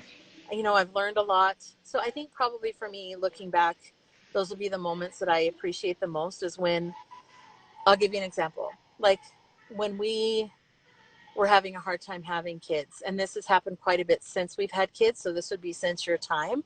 Yeah. Um, that we'll talk about the value of children, and we'll talk about how important it is if you are able to have kids, why it's a good idea if you can, Yeah. and what they teach you, and even if you can't have your own kids, the value of loving children, because Hmm. they can't do anything for you, and they Right. teach you how to be patient, and they build your character. Absolutely. And so if you can, that's great, but if you can't, you should be always be around people that can't do anything for you, Yeah. however that whatever that looks, because it, Yes. it drives out your selfishness. Yeah. And because of those conversations, people who have come from really rough families who had planned to never have children decide to have kids, or decide to become social workers, or become medical workers, or to care for people in compromised situations.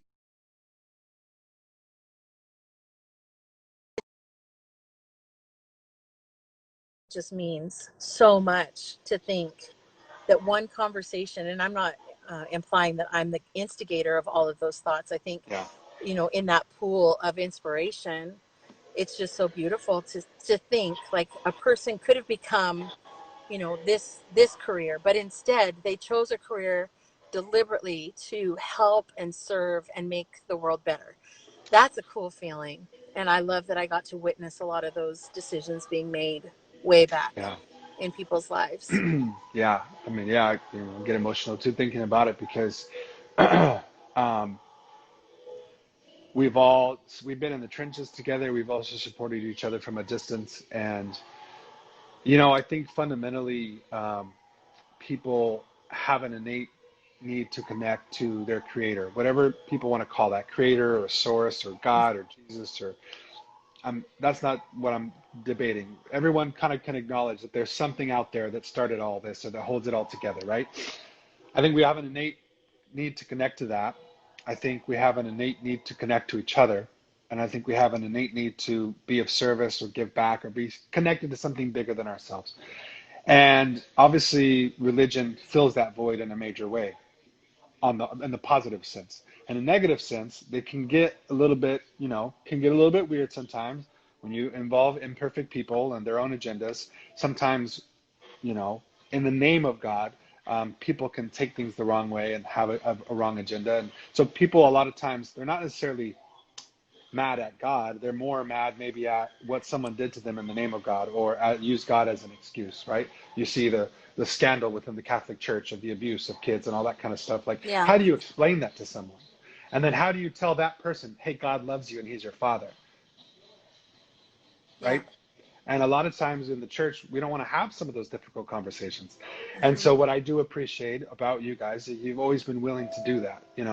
Um, Even for me, I remember I had my ups and downs with the program, and God was just working on my heart through the relationships that I had with you guys. And I remember thinking, like, and that's why it was a good balance having you and Gerald in my life, because it was both. I never had a big sister, and I never had a positive Hmm. uh, father figure. So I remember one time after I had, and looking back now, it's so stupid. I was so hypersensitive to the environment and to the rules that my conscience was much more intense than it is now. Looking back, I'm like, that wasn't even that big of a deal. But at the time, I was like telling on myself. And I remember coming in and like admitting that I had done something, and I thought, oh, that's it. Like, I'm gonna get kicked out. I'm gonna get deported. And I remember, you know, you're like, yeah, cool. That's not why we called you in. Like, you know. And I remember Gerald just like literally hugged me for like, 10, 15 minutes, which it felt like an eternity. And at first it was really awkward. And I was just like, this is uncomfortable. I don't want to be here. And and then sure enough, those walls came down. And I think there was a few of those moments that were like that, that I spent the first year that I was in Canada crying over everything that had happened to me. And it was so healing. And then I spent the second year that I was there, which was totally by the grace of God, because the visa, I mean, you remember all the drama with the border and the visas, and the fact that I was able to come back for a second year, the fact that somebody in the church that I wasn't even that close to paid for my entire year to come back, the fact that somebody let me live in their house and eat their food, like all those things had to line up for me to do that. My little rinky-dink church in California supported me a little bit, and all those things so that I could do this. So the Yeah. first year was about me and my breakthrough. And the second year was about other people and the world. And I spent the second year crying for everyone else. And when when uh, when I knew when you got that I could trust you guys, I didn't really everything else from that point. I had my ups and downs. I've had my different seasons where I believed different things, or where I was more, you know, passionate about particular topics or particular points of view than I am now. But fundamentally, I knew once I saw those things within you guys, that integrity, that you actually cared, that you had integrity. Again, doesn't mean you're perfect, doesn't mean you always did everything right, but in general, your intentions were good, because I had been around so many people in the church and in the streets whose intentions weren't good, that you have your guard up, and it's really hard to ever grow if you never let your guard down. It's really hard to grow by yourself. But if Impossible. I don't impossible. even think it's possible. Yeah. So that in and of itself, although it wasn't perfect, it wasn't, you know, storybook. It was my process. It was your process, and you did that 300 times, and yet somehow still, even though you've done that 300 times, we all feel like special. So I don't know how you guys do that. It's a miracle in and of itself. Uh, but so, I'll never forget some of those times.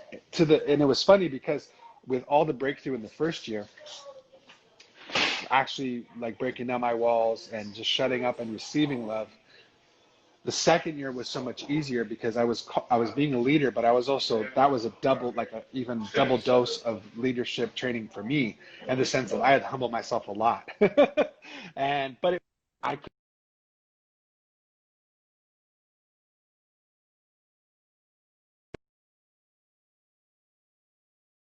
Kirkland after an event, and someone who I will not name was a challenge for me, and my relationship with them was a challenge, and I wasn't the only one, but me and this person particularly had a really tough time, and I remember having to apologize to this person, even though I wasn't wrong.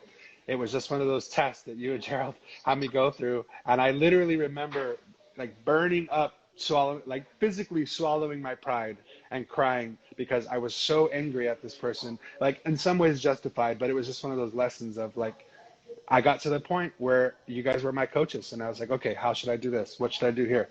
And like, that does not sound fun, but okay. Like, if you tell me to do it, I'll do it. And so few people really even allow themselves to get to a place where they'll let that kind of coaching and growth happen. It's so true. It's so true. Yeah, and I think as far as doing that with 300 people, I think, we kind of scatter seed evenly, but not everybody receives it the same. And so we just, you know, you do, Sure. it's if people receive it and you can have good conversations, then you probably go deeper with some and Yeah. yeah, but it's like when you're just made to do something, it's not hard, and it's something that I've Yeah. loved to do, and the reward is so Yeah. much greater than I could ever. I could never say that my payout has been greater than the reward. Yeah. I mean, you guys have, obviously there's a saying in the church and scripture talking about storing up your treasures in heaven. you guys have quite a bit stored up in heaven, and at the same time you have quite a bit here on earth, and lives that you have literally been able to see transform. One of my favorite moments of all time, again, one of those, I don't know why God let me be there for some of your crazy moments, but I'm very Yeah. grateful. One of You're them bringing up was good memories. I'm like, I one forget some of these one things. one of them was, it was a day or two before my graduation, or my intern year. It was toward the end of a year. I don't know if it was my first or second year, but everything was kind of coming to an end. And it was around your birthday, because grad used to be in August back then. And I don't know how or why, but Jim Anderson was talking at the church in Abbotsford. Oh So yeah. your mom was painting, Jim Yes. Anderson was preaching, and Heidi was singing your song. And I remember standing in the back of the room like, I mean, God really loves you. Like, look at this. Like, I know. and then I was just there like, wow, like Heidi's singing your story, your mom's painting your story, and Jim Anderson's doing what Jim Anderson does, and we all get to be here for this. Like, whoa, you know? Yeah. That was actually Heidi's album. She was recording her album That's what that it night. was. That's what it Yeah. was. Okay, Yeah. okay. Yeah. Like, Yeah. It's pretty cool. And here's a fun thing. I've been preaching a message the last couple of years about, have you ever seen the girl at Wall Street that she's like staring down the bull? Have you ever seen that mm-hmm, sculpture? Okay, mm-hmm, so I won't go into the whole story, but I was really scared about something, and I was supposed to do this thing at a church, and it was really freaking me out. It was something new that I hadn't done before, mm, and I told Sean, like, I'm totally intimidated. The atmosphere was really like intimidating, yeah. and I just was telling him, and it was out of town, and I sent them that message, and then he just sent me a picture of that girl, and then he just put "be Oh, that girl" at the bottom of it. And so I've preached that message now, like for the last year. I preached it probably 15 times at different places. And so get this, this is so fun for me. I have two people who have tattoos. Somebody made a statue of that girl and gave it to me, and then somebody went to New York and got a little bowl for me. So it's really sweet. I mean, I feel like, those are kind of those feel like, wow, somebody actually like put a tattoo on their body. That's crazy. So, and I just feel like, here I am. I'm just a mom and a wife, and I'm trying to be a leader, and I never expected to get a tattoo out of it. So I mean, I was so blessed. That's such an awesome story. I was so fortunate to, like I said, we've been in the trenches together, and that we've had those moments in the classroom where we're just, just tears and snot and screaming, and or the times when the bus broke down, and we're stuck in Reading and it's freaking 100 degrees, oh and we're all the above, or we're in downtown LA and people are worried about getting mugged, and or New Orleans. yeah, Did you or go to New New Orleans, Orleans? yeah, New Yeah. Orleans, yeah, or New Orleans, yeah, which is crazy in and of Oh, itself, but then to be able to see you come back to come to California and speak to my high school, or I yeah. remember being in Vancouver Island and talking out there, or seeing you in Edmonton, and it's just like, that's my girl. Like, get it, Karen. You know what I mean? Come on. Like, come on. And I remember the first time hearing that in Spokane, like, what are these people doing? Like, and then I became one of those people. I know. Uh, so it's Hey, been I was going awesome. to show you this, Jordan. The mountains Let's came see. out to play. Oh, nice, nice, So wait awesome. for it. There. Wow, so beautiful. I cannot Yeah. wait to visit. I cannot wait to visit. Yeah. Cannot wait to visit. I think that's what I'm excited about, is to see, one, that you started the blog, and I know that that's going to be part of the next chapter. Is like Yeah. the last couple chapters have been pretty phenomenal, and I'm excited to see how you tie it all, how you use that gift moving forward with technology, and how you tie it all together. Because there's some, and I appreciate your humility, but you were dropping some gold back in the day, Mhm. and it's a combination of your natural gift and what you've grown to learn, but it's also like you sat under some great teaching, like some of the best in the I did. world. So it's a combination of all that, all those experiences rolled into one, delivered through your voice. And that's happening for me too. There's times where I'm like, to that same team I was talking about earlier, I've been laying low because I was kind of depressed and kind of out of it for a lot of different reasons over the last couple of years, and been hiding, so to speak. And it was doing, it's so freaking cliche, but the whole prodigal son, the story of Joseph, like all of it, like, Yeah, yeah, thought I yeah. was hot stuff, then fell, then like had to go like lose it, then come back again, like, and totally, the whole thing. Um, and there's been moments, and I remember it was on my mom's birthday a couple years ago, and my friend, who he and I become really good friends, and he's the leader of this team that John and Liz and I work with now. So there's a room full of about 300 agents who don't really know me, and he's like, "Hey, I want you to get up and tell your story." I was like, "What?" Like, this is like a business conference. Yeah. He's like, "Yeah. By the way, you're talking." I was like, uh, Oh "Okay." man.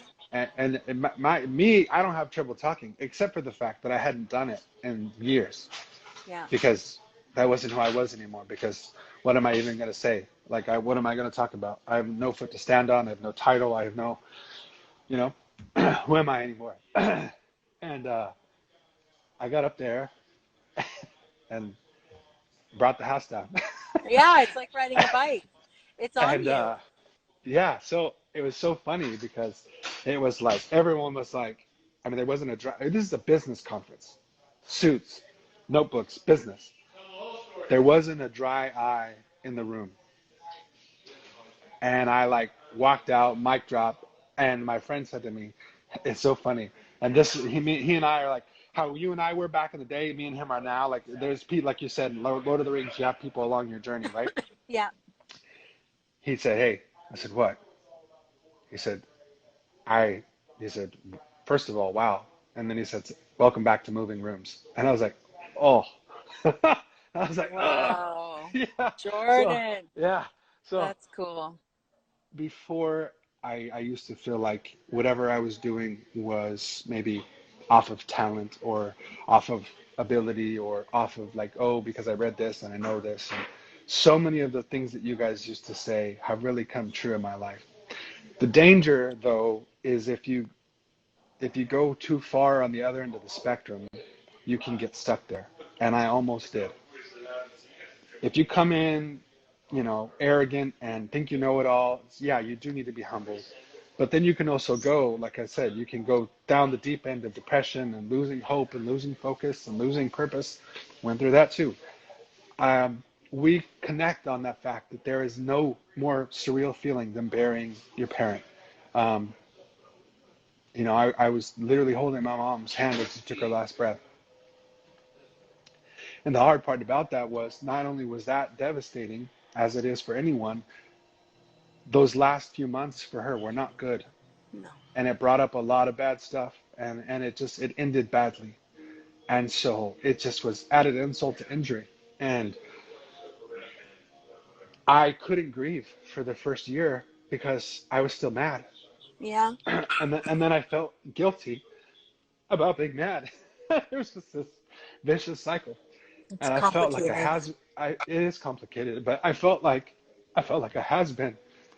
Hey, weren't you that guy that used to, or that was supposed to, or, you know? And but it was good. It was good because now I feel like those words.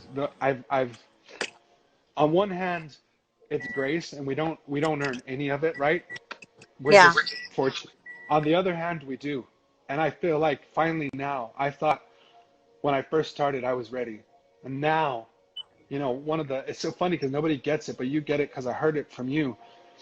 That story, one of the messages that we heard in MC that talked about Jacob and wrestling with God and how he was never the same after that. And one of the other cool moments that we were with, I don't know if you remember, but we were at the Todd Bentley conference, and Jason He's in Upton, he's in big trouble, but yes. well, again, we've seen the good, bad, and the ugly, Yeah. but Jason Upton was there leading worship. And Jason said, "Hey guys, I'm working on a new song. Nobody's heard it yet. This is the first time I'm playing it live. It's called Jacob's Dream. You mind if I just play it over you? I'm still working it out." And I was an usher, and we're Hmm. supposed to be, watching the rows and stuff. And he just starts playing that song, and I just, I just like, it Flat was out. literally like that's still to this day, that's my song. And man, it's that's my song. It really lays it out perfectly. And that message of, you can't trust a leader that doesn't walk with a limp. Well, I finally got my limp. Yeah. And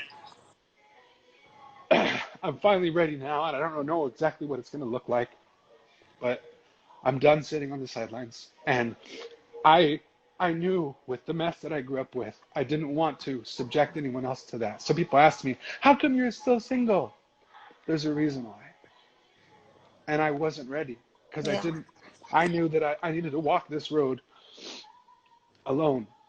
But man, when my siblings started having kids, oh, being an uncle is the greatest thing ever. And I think if I can love these kids this much, how much will I love my own kids? Hmm. So trust me, marriage and kids, it's all coming. Coming. I just knew that I had to get where I am at now. I wouldn't Yeah. have appreciated the same way that I do now. And I think even for you, maybe if you got married right out of Yeah. college or had kids on the first try, you wouldn't maybe appreciate them the way that you do now. Totally. Totally. And I get to give them a life that is very different than what maybe it would have been. And so, yeah, I appreciate you saying all that, Jordan. I'm so proud of you. It's beautiful. It's so funny because I'm using this now, and now I can say this because I've had a decade of getting my ass kicked and being humbled.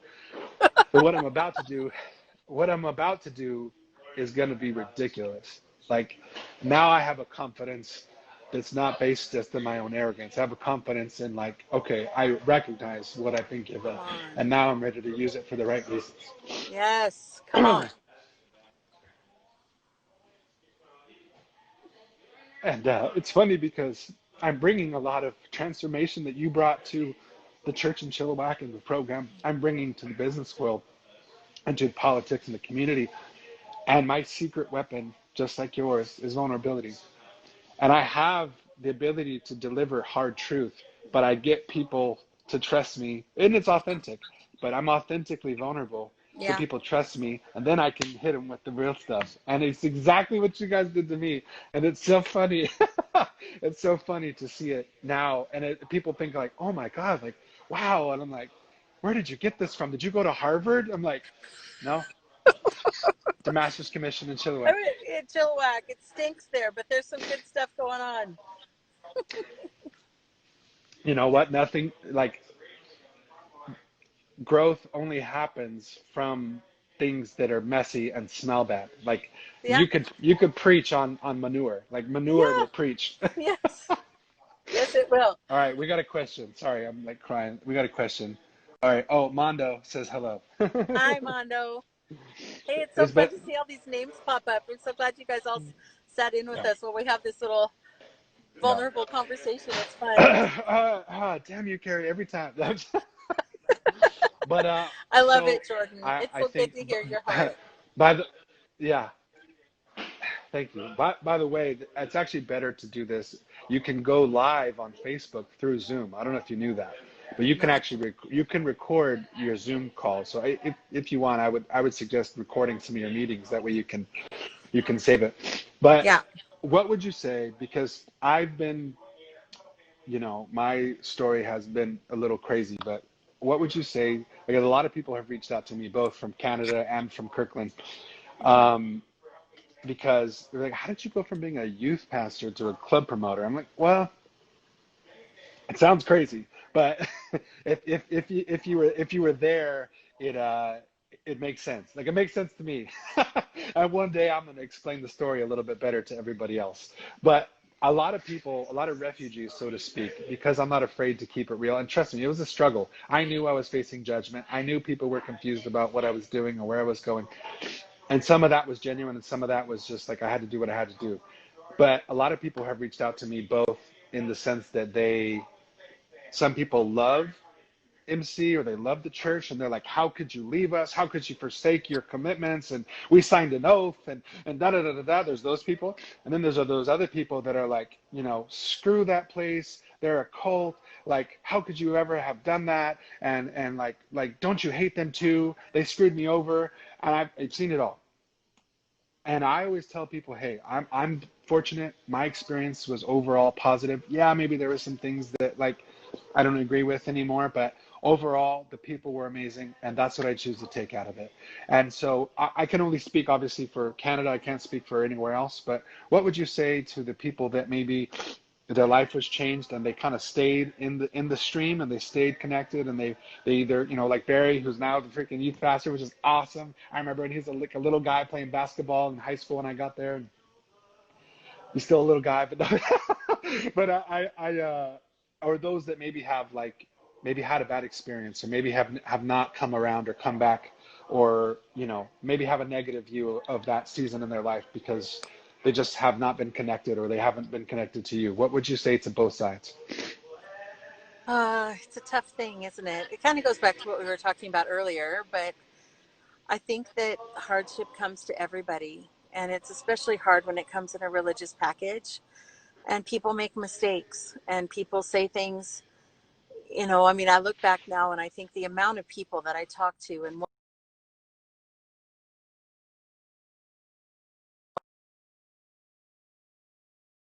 so because I talk to 10 people a day, I could have 8 good meetings and 2 bad ones, and all around just trying to do my best, but I'm going to make mistakes. So that's from the leadership side. Yes, things happen, things get said, Yeah, emotions rise, but I think that it's not like I've not experienced that kind of it's not like I've been on the receiving end of, or I haven't been on the receiving end of some pretty incredibly difficult things too. And I yeah, think that we yeah. can all choose at any point to kind of, I talk with my hands, and you can't really see my hands, but it's like if you're going down the stream, and I think you even said the By word the way, stream. you have those little hand, like you can put your phone in the clip, right? And it just holds it for you. But Well, I know. I I have a what? feeling you're going to be doing this a lot more, one step at a time. Okay, I have one of those. It's just it's in a weird. It's farther from me. Anyway, um, so it's like you're going down your road, and then it's like a conversation can happen, or a hard thing that could happen, like my mom getting sick. It's like I see people, they're going down their road, and then they kind of, I'm trying to get my finger on the screen, and then they kind of peel out sideways, and then they get kind of stuck in a whirlpool. And I've done it too, Yeah, where it's like I get caught in a conversation, or I get caught up in hurt and offense, and even if it's absolutely legitimate, yeah, it is there to take me off track. It is there right, to stop me. It is there to literally abort what I'm supposed to do in the earth. And if I don't fight it, it's like yeah, a mud pit. I will not get out of it. I have to run. I have to pull myself out. And it doesn't matter in that sense what package it comes in. It has everything to do with what I do in response to it. That said, there have been some horrific things that have happened to people, and it breaks yeah, my heart. yeah, And I wish so badly that I could erase some of that damage, especially damage that's done in churches yeah. and through leadership. And I'm officially a pastor, at least for the next week. so um so I speak from inside the building when I say I'm Yeah, so sad at the abuses of power, and the abuses, and some that I've even done, not realizing how damaging my words were, or and sure. things that I would take back 100% now. But if the overall, it's like with you, you're a great example, that I think, there was enough relationship to absorb bad conversation. There was enough Yes, generosity of heart to say, I will not yes, hold on to that forever. I will go forward. yeah, And I think, to me, you said Joseph, I think that he's my guiding hero. I've had a lot of crappy things happen in my life, some just by nature, not being able to have kids, my mom dying of cancer. Some of those things are just horrible and hard, but I can't blame anybody for that. And then I've had some pretty crappy things yeah, happen to me that I don't really ever talk about, from people, yeah, and things yeah, that people have said, and conversations, and all that. And it would be so easy to just be like, okay, well, in light of all that, I'm just going to pack up my Barbies and go home for the rest of my life, and I'll show all of you, I'll show yes, you I won't yes, become anything. Now, how do you feel about that? And I just think right. the one you're hurting is you, when you let them Ooh, that's good. win. Yeah. Like, yes, it's painful, yes, it's hard, get up and do it anyway, and forgive, do the hard work of forgiveness. Well, not only That's so good. I appreciate you saying that. It's not for me what changed because I was doing the same thing. I was having a pity party. I was disillusioned. I was disoriented. And not only I had to recognize that you're never going to get justice, full justice, right? You're never going to No. get maybe a proper apology. And I realized that was the only reason I'm able to have a relationship with my dad now is I realized that he's never going to be able to fully apologize. And I had to be okay with that. And I had to settle that. So, and that goes with every situation in my life. Anybody who's intended to wrong me, that doesn't mean that you let people abuse you. It just means that, like, at the end of the day, only you can control how it affects you. And Yes. I realized that by me taking myself out of the game, because I was rightfully so, I was offended or I was hurt, and all serious, very serious things that have happened to both of us. I started to realize that I am not only am I robbing myself of the joy of being myself and living life to the fullest, I'm robbing all those people I'm supposed to reach and inspire if I don't. Is hope for the best and hope that sooner or later, hopefully soon, we can get back to some form of normality where we can all enjoy the sport that we love so much. Dr. Fauci, thanks very much. So it's going to be a different draft, but we're going to make sure you experience the same raw emotions that we always see. Again, this is the group of players that have allowed us to share their draft experience with them, some 60 players. So when their name is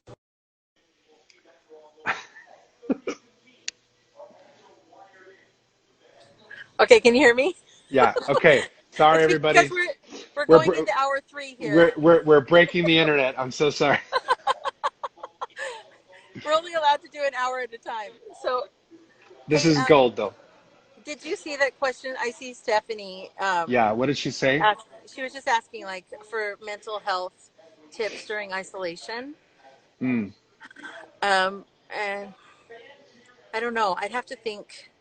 We were saying earlier, Stephanie, that it's like it's a big game of freeze. It's like the the the virus kind of caught us all wherever we were, and whoever you were with and wherever you were, it's like freeze there and be with those people. So it's a very different experience. Some people are very alone, and that's a whole hard process. And some people are, in a good situation in a marriage, and some people are trapped in a bad marriage and they're in a yeah. hard situation. Some people are super busy. Like, I've got 4 kids at home and now I'm learning how to homeschool. So it's super busy for me. Yeah. And then some people are managing anxiety and stress and depression. And so I think that probably, just off the top of my head, I think, and you probably have thoughts about that too, is that I think that one of the best ways to manage anxiety in general is to actually do stuff and make sure that you don't just Yeah. spend too much time up in your head thinking about scenarios. I think just really practically find 1 or 2 news sources and then only watch that. Don't flood your mind with news from Oh, Facebook about the pandemic, right. because it could really shut you down. And so, For sure. and there's so many different theories, and so find a trusted source and follow that. But I think, making sure that you're connecting with the people that care about you, and if mental health was already in play before this started, I think you definitely need to be reaching out to professionals and getting connected with counselors and people who look after you, and or pastors or whoever you would say looks over your soul, just to make sure Yeah. that you don't get swallowed in all the stuff that's happening. That's really good. It's really good advice. Yeah, I think there's a certain level of stress and anxiety that we all deal with, right? And based on your culture, based on your background or personality, you might handle it differently. Um, and I just think that if you're doing everything you can, right, getting sleep, eating well, drinking water, getting outside, getting sun, exercising, which doing any one of those things every single day in this climate is a challenge, right? Uh, but if you're Yeah. able to do those And to get things, tickets for it. yeah, if you're able to do those things, it greatly increases your chances of having a fighting chance. If you don't eat well, you don't sleep, you don't drink water, you don't get outside and exercise and get sun, and you don't have relationships and you watch too much news, you're setting yourself up for Yeah. failure.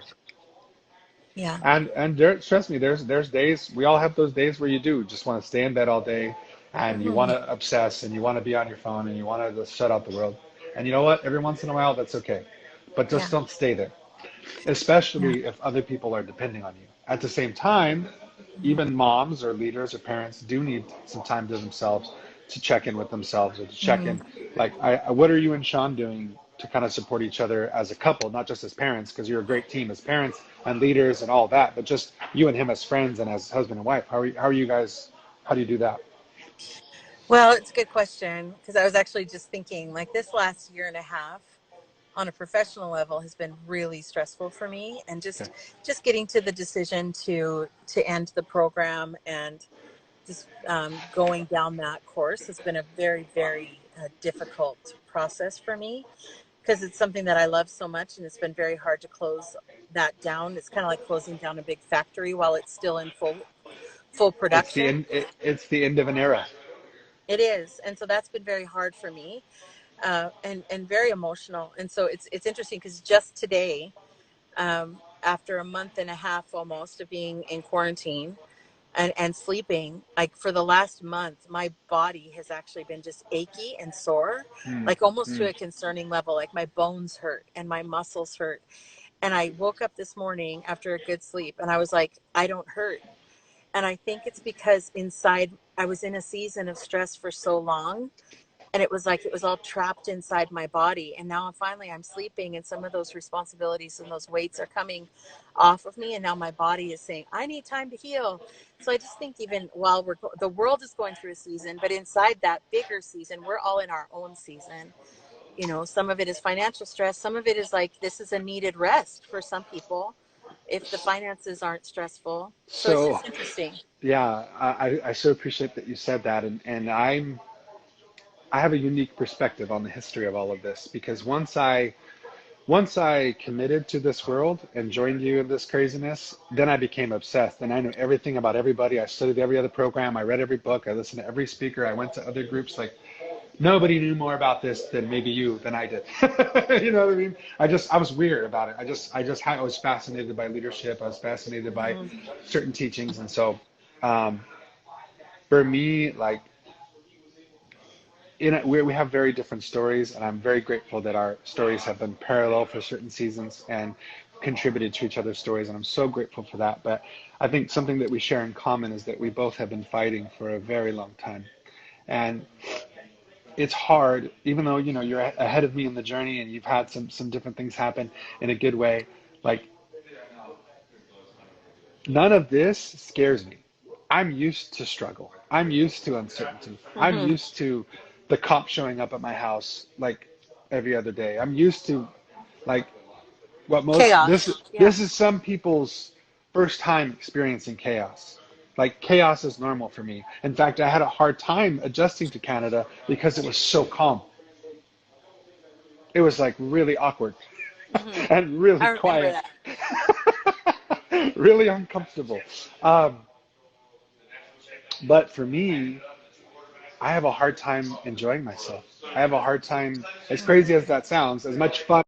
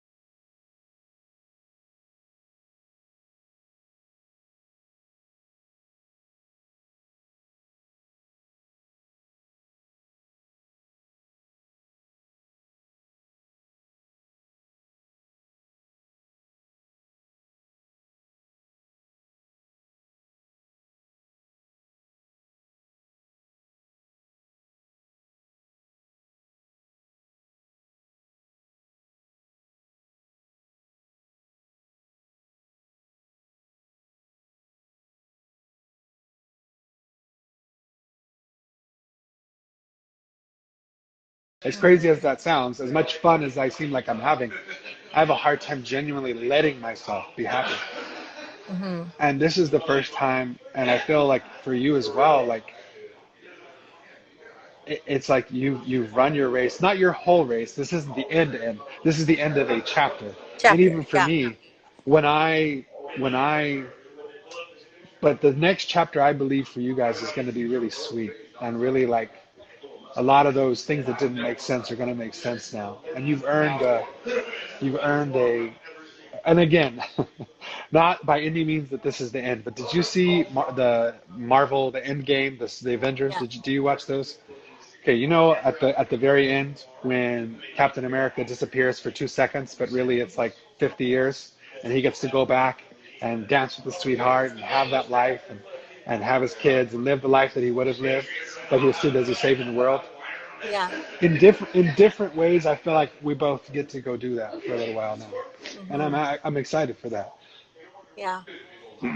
And that's the thing. It's like I'm sure even when he was enjoying that season of his life and finally getting to just relax and come home to his wife and eat a home cooked meal and raise his kids, he was still freaking Captain America. So, so I think even for us, like even though now we're maybe gonna slow, I feel like I'm gonna speed back up because I have a lot of work to do. But I'm like excited. Like to Yeah. me, craziness is calming. Like Hmm.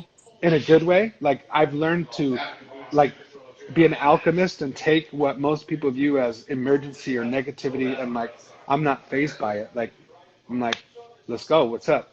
So but now Yeah. taking with that all of the lessons and all the character that has come through that journey. But I just feel like that we're both in our own different ways. I'm finally ready to let myself be happy. And whatever is going to Good. come moving forward. Like Hmm. as hard as it was to lose my mom, and as hard a way that it happened, it was also liberating. Yeah. That chapter is over now. Yeah. Whoever I was, whoever I thought I was supposed to be, most of the things I did were because I heard her voice, because I didn't want to disappoint her. She's the reason I went to Canada, which is a great thing. There's other things I did that weren't so great because of the guilt or because of shame or because of obligation from my parents. And so now I'm going to be freaking 36 next month. Can you believe that? What? Yeah.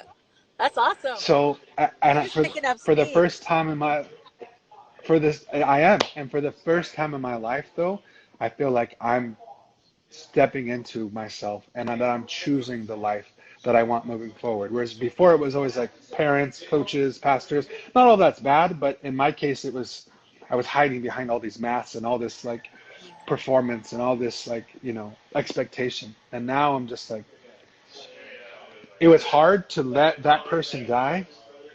But Yeah. the good news is whatever I build from here on out is going to be I'm working my hardest to make sure that it's as authentic as possible and that I'm Yeah. not doing anything for the wrong reasons. I'm not in the wrong relationship, I'm not at the wrong church, I'm not in the wrong business, that it's as authentic as possible.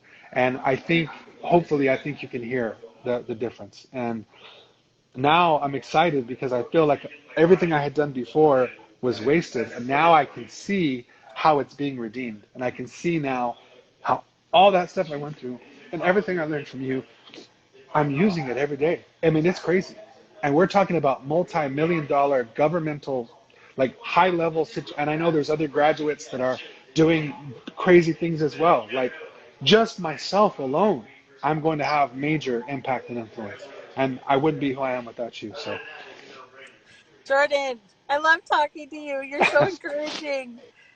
Yeah. I I want to say to that go that ahead.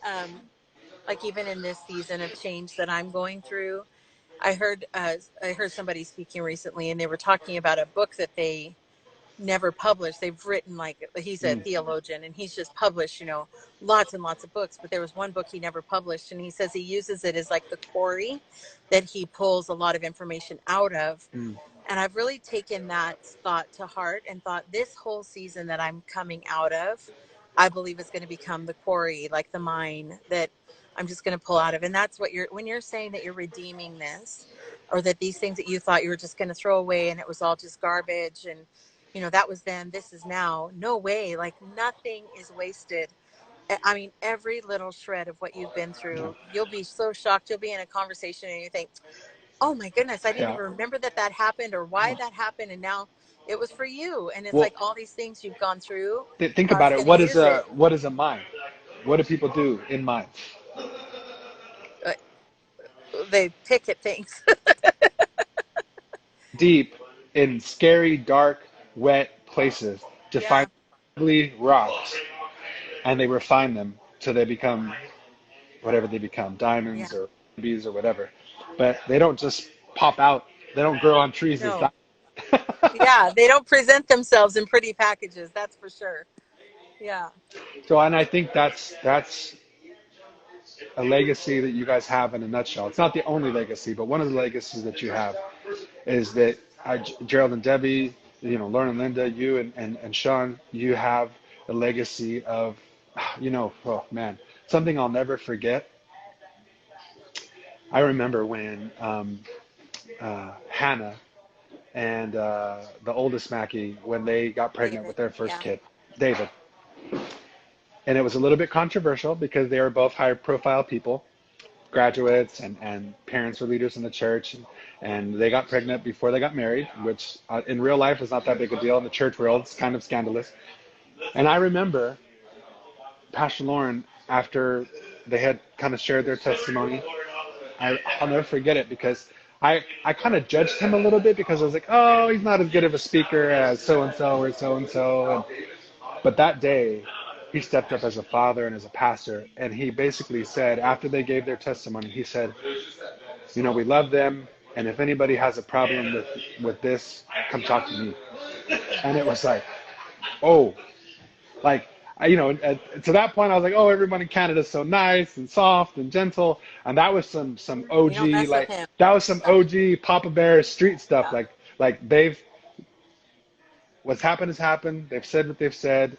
I believe them. I cover them. And if you got a problem with that, come see me.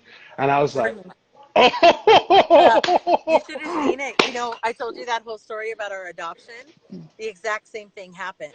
That mm, because she was in our church, yeah, and there were rumors going around, which if you know anybody, if you know us at all, yeah, you'd be like, what? No way. But people were saying like that the church was making her give up her baby and give her to us, oh my God, and so anyway, he made an official statement because we're pastors in the church and she's, in the church, and he wanted to make sure that everybody was clear. So he wrote up a letter, he read it to her, he read it to us, he asked if it was all clear. And then he basically closed the letter and then he said, if you have a problem or you have any questions, you leave these people alone and come talk to me. And I wow, was like, I love this man. oh my It's God, like that's such so beautiful powerful. leadership. I mean, he just covered us That's and so it powerful. squelched all the rumors. Yeah, it was awesome.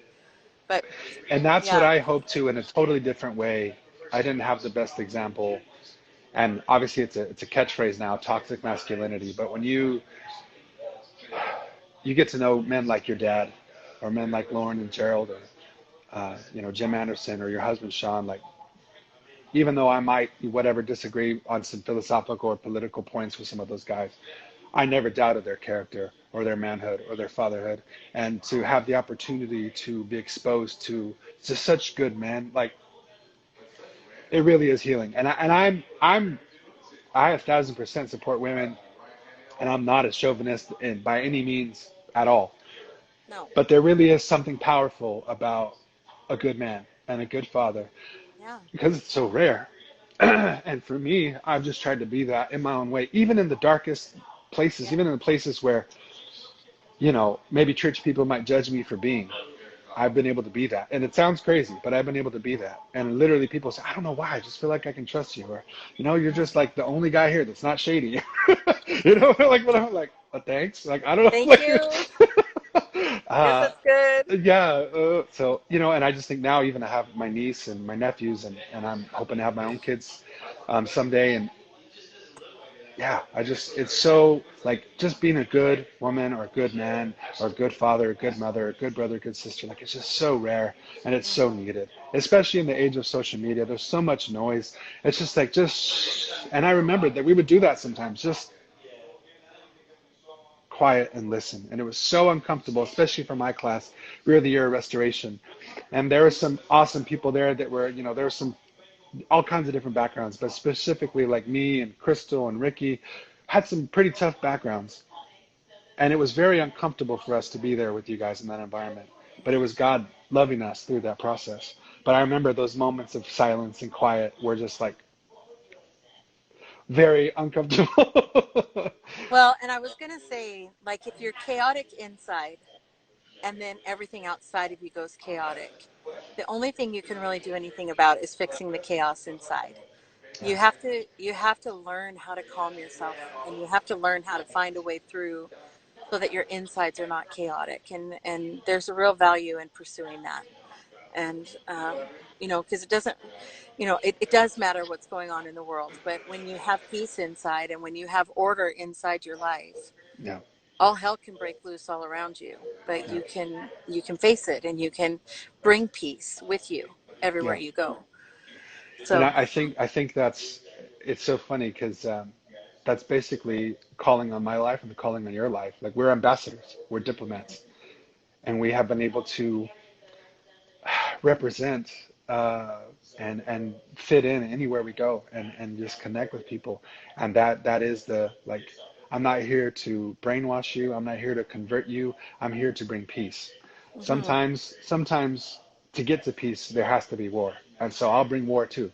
And but only if it's for the right reasons. And I think just like you said, filtering that within yourself allows you to filter that within the outside world.